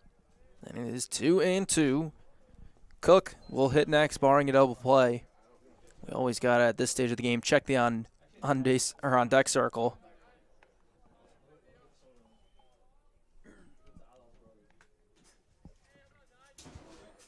Yeah. 2-2. Up and in, and the count is full with Schinker at third, Bakari at second, and Regan at first. Hornets' next contest will be on Friday right here at Woodworth Field when they resume MIAA play against Olivet. You going to be here? I sure will be. Perfect. I'll be here as that's back into the screen. Yeah, battling is Didio. Full count here with bases loaded, one away. Yeah, Grace Christian will be back in action on Thursday. They will be at home at Kellogg Woods Park when they take on Alice Lloyd. They will have a 4-game series with Alice Lloyd College. Have not heard of that one, have you? I have not. Ball forwarded to Didio. Second walk drawn of the game. This one brings a run in to make it 15-1. And time called. Are we getting a pitching change? Yeah, pricing comes in to score. I do not believe so. And going to talk to him, but Yeah. Cook's still up to bat, ready to go. Yep, Cookie will step in. Then Grace Christian will finish the regular season up a week from today against the University of Olivet. So they might be able to do some scouting this weekend.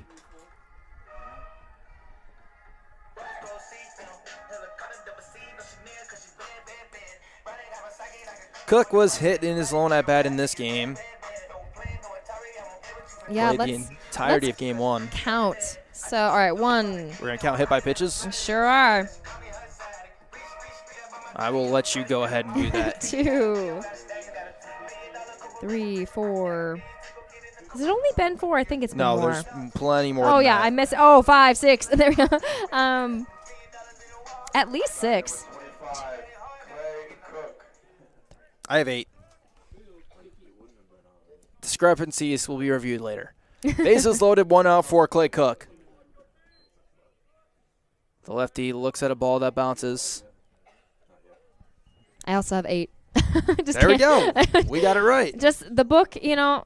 I'm glad to have the book, thanks to my dad. Had this guy in the garage. Yeah, John Green is throwing for Grace Christian. They're hoping that Muchler can at least get him out of this inning. That misses. 2-0 to Clay Cook. Yeah. On the plate is Cook, but he's ready to drive one outside. Down and away. I'm assuming you just watch this pitch if you're Cook, right? I mean, Yeah, absolutely. Muchler's been struggling to locate the zone. Yeah, more so than past pitches in this game, but still 3-0, taking it all the way, especially with bases loaded here. Kerr is on deck. And he caught the outside part of the zone to make it 3-1.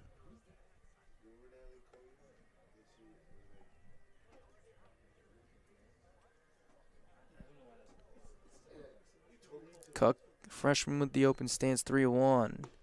Looks at another Ooh. strike, and it's 3-2. Painting corners. Now, those are 2 very nice pitches from Muchler. Out then jamming in. Full count. Another 3-2. He went to the end of the bat, slowly rolled it. They're going to have 1. They're not going to have a play back. Cook will get an RBI, reaches on the fielder's choice, and it is 16-1, Hornets lead. Runners at the corners for Kerr. 33, Austin Kerr.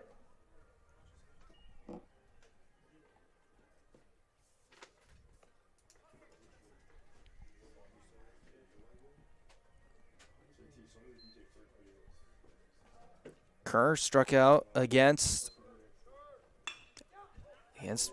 Muchler, and then he hits that to center field. Garnott will be there to get it, make the catch, and end the inning with the Hornets get 2 more. They extend the lead to 16-1 as we go to the 6th.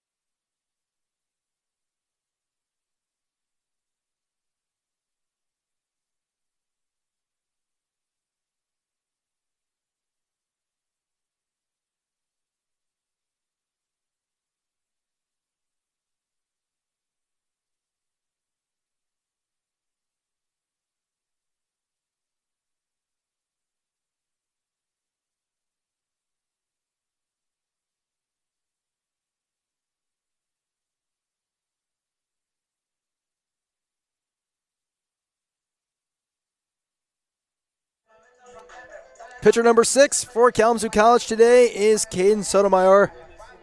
The senior out of Royal Oak, Michigan comes in. Julia, he got him? I do. Friend of mine since the beginning of college. Oh, my gosh. This is his first appearance of the year. Yes, and I'm so glad to see him out there. Doesn't have too many stats, but First pitch is fouled straight back into the screen.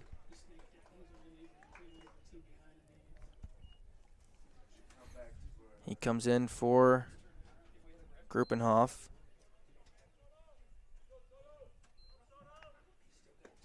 That's in for a strike.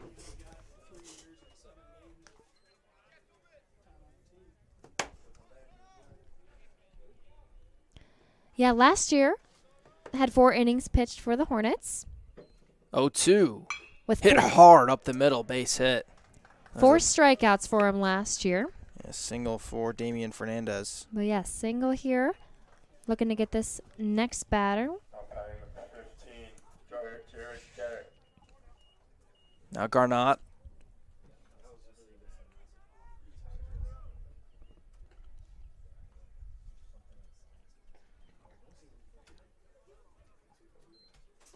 Lefty on the mound. Yeah, lefty facing the righty. Fastball is low. I was gonna say, as many of his teammates and friends call him Soto. I call him Soto when Soto. I see him outside of here. I call him Caden, but you know. Yeah. 1-0 is in the dirt, rolls away from Regan, who is still behind the plate, and makes it 2-0, and now a runner in scoring position, nobody out.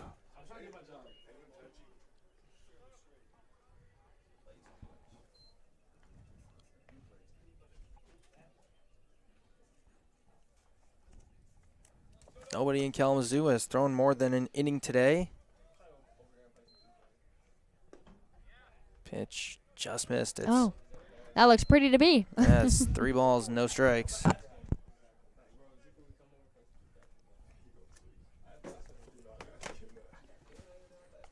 (3-0) to Garnott. 4-pitch walk, a good catch by Regan, but 2 on, nobody out, and up comes Muchler, the pitcher.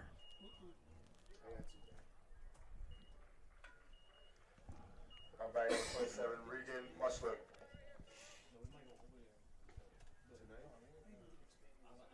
Yeah, Muchler had a walk earlier in today's game.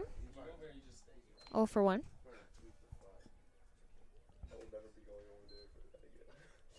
First pitch bounces for a ball.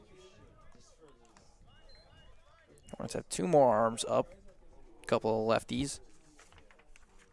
Lots of lefties in this end of the game here. Clayton Kryzak is one of them. There's a strike. Can't quite see who the other one is.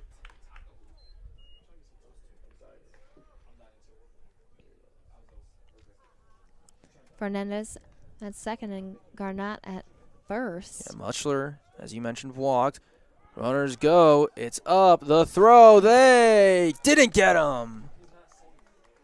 An incredible slide by Fernandez. An incredible throw by Regan, and it seemed that Didio may not have gotten the tag down, but from this angle it looked like he was out, but I guess not. That's 2-1 to Muchler. Little swim move, as many people have seen before.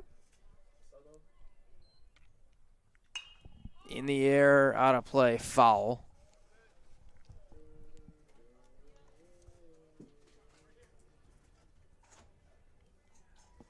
Yeah, you don't see the double steal too often. Not anymore. You used to see it a lot more in the olden days of baseball, but speed has been, it still exists, but it's been replaced more by power as 2-2 is fouled. Well, defense has definitely gotten better over the years. I would agree with that. I can't back it with numbers, but I would agree just from looking and thinking. Me too. Sotomayor throws a 2-2. It's popped up. Pricing makes the grab. 1 away. brings up Egberts. Josh Egbert, senior from Kalamazoo and Glen Oaks Community College, will bat for the first time today. Puts one away. He came in defensively for Thomas. Mm-hmm. That was back in the 5th inning.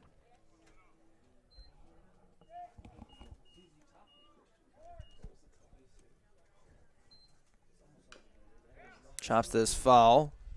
2 in scoring position for the Tigers as they look to bring this a little bit closer. Sun starting to peek back out here at Woodworth Field. Corner infielders in for the Hornets. Fastball or curveball for a strike.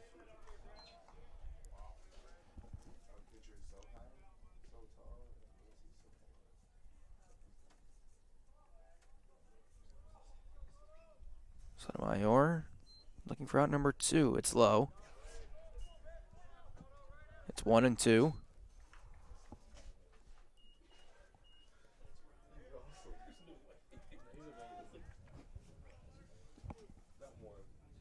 From the stretch, Caden delivers. Couldn't drop it in, just a touch too high. Egberts for Grace Christian stands 5 feet 8 inches. Has 20 at-bats on the year, 3 hits. 2-2. Oh, Just missed. beautiful That outside was, pitch. Yep, dropped in a really good spot. And the count is full. Yeah, just barely missed there for Sotomayor. Looking for this closing pitch here with 1 away. And 3 2. balls, 2 strikes. On the ground to short. 1 run will score. Pricing will go to first. Throw Egberts out, but he's going to get an RBI. Brings a run in, makes it Hornets 16, Tigers 2.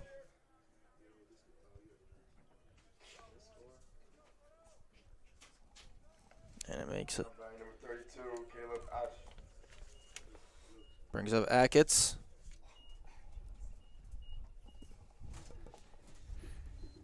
Caleb Ackett's came in also in the 5th. He replaced A.J. Scott behind the plate. First pitch misses, ball 1. He's got the 1 batting glove. Unique approach a little bit.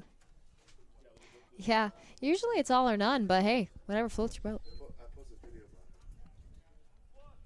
Just low and away.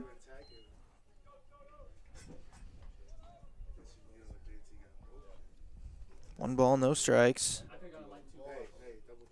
It's 2 balls, no strikes, rather. Pitch in again. It's 2-1.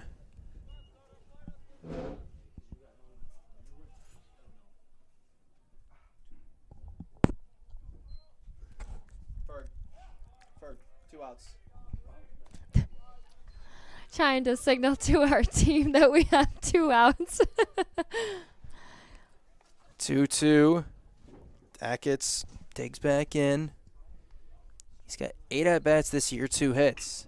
Hits that hard left center, base hit. Another run in. It's 3rd RBI of the year for Ackett's. Makes it 16-3. Tigers get a couple of runs, and Schoeneman comes up.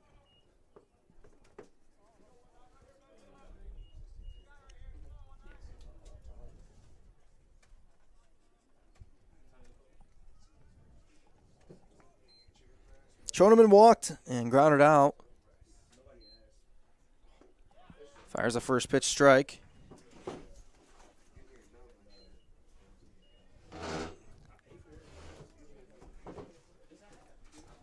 No balls, 1 strike. Sun peeking out as well at us. That's up and out. Hornets in the bottom of the 6th will go Fenkel, Rodriguez, and Pricing.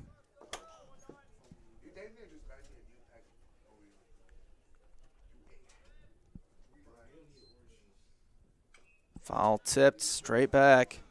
It's 1 ball, 2 strikes.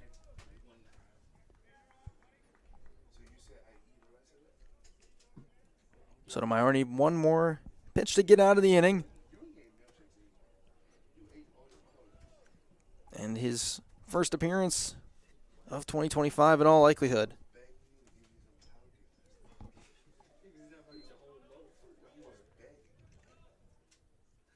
One, two. Swing and a miss.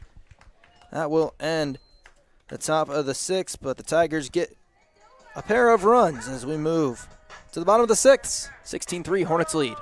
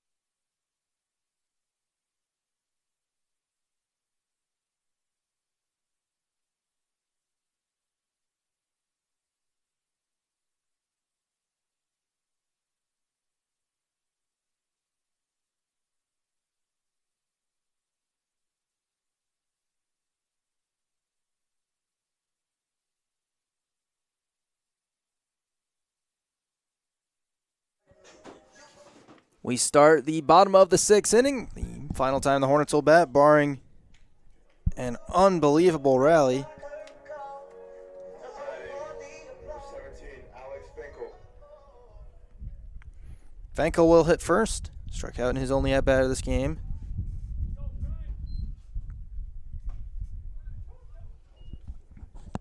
First pitch is in for a strike. New pitcher is Braden Shavy, so Grace Christian does some shuffling of the deck as that's grounded foul by Finkel. Shavy's moves from second base to the pitcher spot. Reagan Muchler moves from the pitcher spot to third, and the former third baseman, Jaden Schoeneman, goes from third to second. Everywhere else defensively for Grace Christian remains the same. 0-2. Swing and a miss. Finkel went after a dropping down curveball as Dylan Rodriguez comes up. 36, Dylan Rodriguez. And it seems that our on deck circle Is Steven Shelton. it is, which is They quite. all give your pitcher a bat trick. And I think he is excited. This guy, You can see the smile. yes. So funny to see this, but you know what? It's time. 5th year, make it happen. And did it catch the shoulder of Bakari? It was Rodriguez. It did Rodriguez, not. It's thank one you. ball, one strike. Excuse me, yeah. Pitch was up and in. Rodriguez grounded out his only at-bat today. He replaced Newland in right field. Hits that hard in a left base hit. First hit of the day for D-Rod. And Steven Shelton will bat.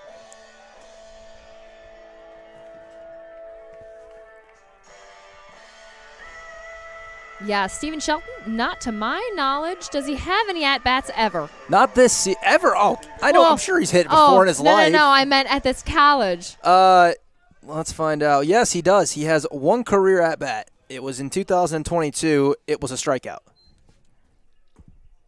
Pitches in for a strike. I'm going to see if I can find a record of when that was.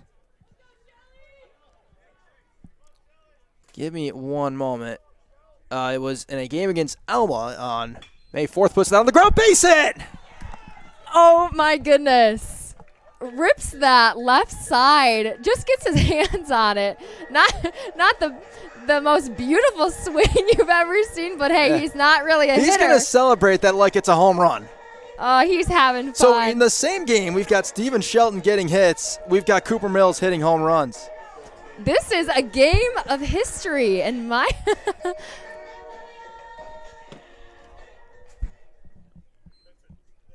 As up comes Schenker.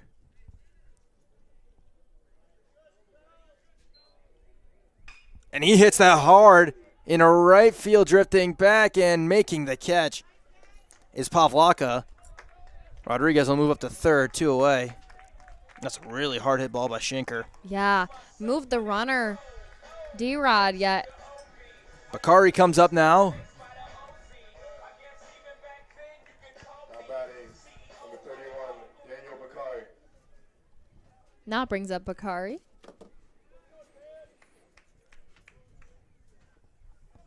Yeah, we have seen it all today. If We he had sure gone yard, have. if he had gone yard, I would have said That we would would have have been had so to have great.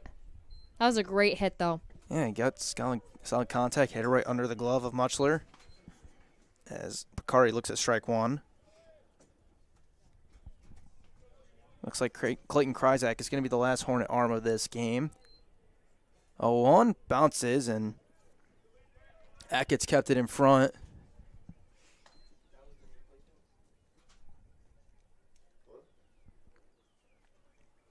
By the way, look who's got a bat for the Hornets in the on-deck circle. It's Parker Aiton.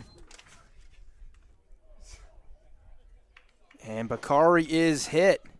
Or rather, hits it foul, excuse me.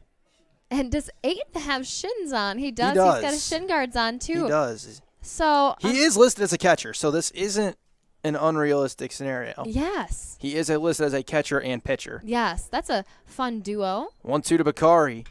Popped up. Doesn't look like we're going to get to see it. As underneath it making the catch was Bonema, and it will end the bottom of the 6th inning. We go to the 7th. Hornets don't score. They lead it 16-3. 3 more outs in this one.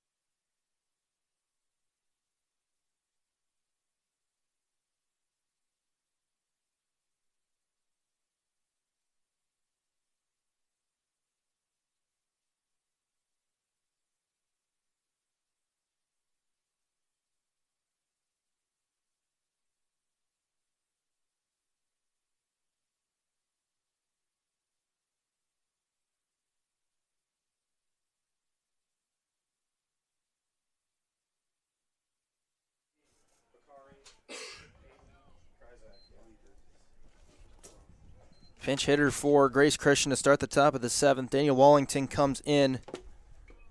Foul tips the first pitch. He is facing a new Hornet pitcher. It is Clayton Kryzak. Kryzak, sophomore out of Richland, Michigan. Lefty making, I believe it's his first appearance as Wellington flies that one down the line. Fair ball. Going to roll into the corner and beat extra bases. Wellington will get held at second. He's in there standing up. This is a 7-inning game, so run rule doesn't matter. This will be the final inning of the game. As the Hornets make some defensive changes, Alex DiDio moves over to play shortstop. Daniel Bakari will go over and play third. And in left field, it is Stephen Shelton. 1 for 1 He is on 1 the for 1 on the day. day. You know, I think 1 for 2 in all of Kalamazoo College. Yep, 1 for 2 in his career as a bunt is being shown by the pitcher, Chavies. Lays it down right back at Kryzak. Throw high. Schinker got the foot back down. Good snag by Schinker and keeping the foot right back down in the bag there for the out. That's a really nice play by Schenker as Bonema will bat next. He's 0 for 2 today.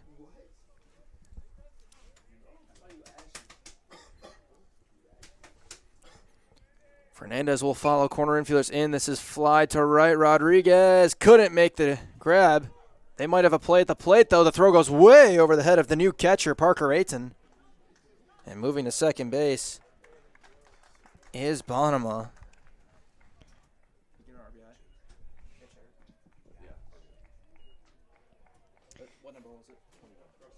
Number 18, Damian Fernandez. Rather, it wasn't Bonema. It was a pinch hitter in the form of Ben Anderson. Gets So are we, does he get an RBI? And then E9, take it in second. an RBI will be given to Anderson, and then he reaches second on an error as that one is fouled off by Fernandez. He's got a hit today in 3 at-bats. Julia, what are some of the biggest things Kalamazoo can take away from this as they move towards their series with Olivet? Know that they're capable of all of this. 16 runs, and that was in 5, I believe. And just showing that they're ready to go. They're capable. They are just as deserving to be in this MIAA tournament. And they just got to keep rolling with this. Have fun. Make some fun plays and put your heart into it. This is coming to the end of the season, and, make the best of it. Pitch fouled out of play by Fernandez. But, yeah, using this momentum to move forward into this end of season and hopefully into the MIAA tournament for the Hornets, that's what they need here. In order for me to make it to lacrosse as soon as possible, I will have to leave very quickly after this game ends. So we'll start going through some of the recap stuff now as that pitch misses. So the winning pitcher for Kalamazoo will be Wyatt Rupenthal. They went pitching by committee. Everybody threw an inning, including Blake Parpart, Eric Shepard, Gabe Sokol, Gabe Gruppenhoff, Caden Sotomayor, and now Clayton Kryzak. Losing pitcher for Grace Christian will be Zachary Peterson, as that one's flied in the air to center. Kerr coming in, slides, he makes the catch. Wow. Very nice play by Kerr. He had slid in with feet first, but caught that ball kind of on his back, almost on the ground. That was a fantastic catch. Some RBIs today for Grace Christian as Garnott will be give him a chance for one more. They got one from Josh Egberts, one from Caleb Ackett, one from Braden Chavies, and one from Ben Anderson. As we're going to get one more pitching change. The Hornets are going to make a swap out. Kryzak will leave. One more pitching change.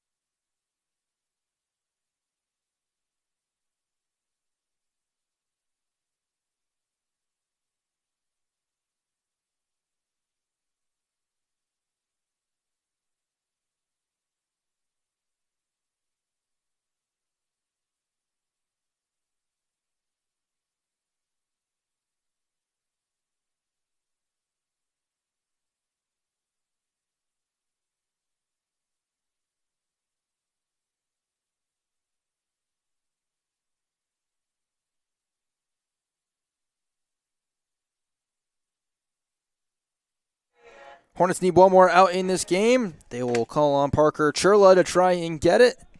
Freshman from Troy, Michigan, will face Garnott. Throws pitch way inside. First one. Misses. Garnott, senior from Ole Michigan, in this game has a single and a walk. Churla is making his second career appearance as some of the RBI numbers for the Hornets. I'll tell you about that after this pitch, as that's inside. 3 from Kay Pricing, 3 from Cam Kelly, 3 from Kieran Crossley, including his first career home run. 2 from Logan Lockhart, 1 from Alex Adio, 1 from Clay Cook, 1 from Robert Newland, and 1 big one on the first career home run for fifth-year senior Cooper Mills. That pitch misses. It's 3-0 to Garnott. Yeah, those fifth years today, they've had some fun. Yeah, Steven Shelton picks up a hit. Yeah, Blake Park got in there as well.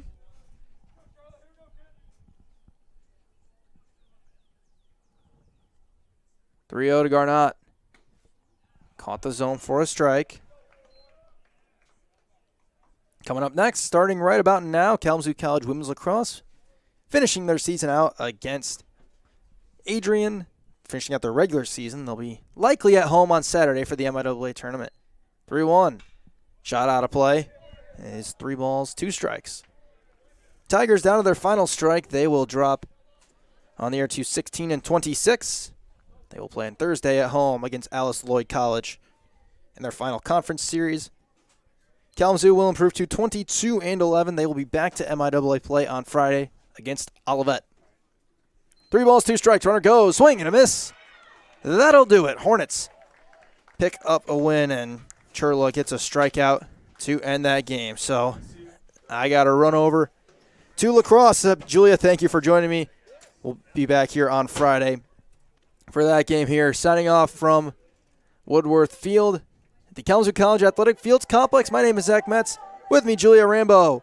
Final score from today, Kalamazoo 16, Grace Christian 4. Thank you, everybody, and have a good night.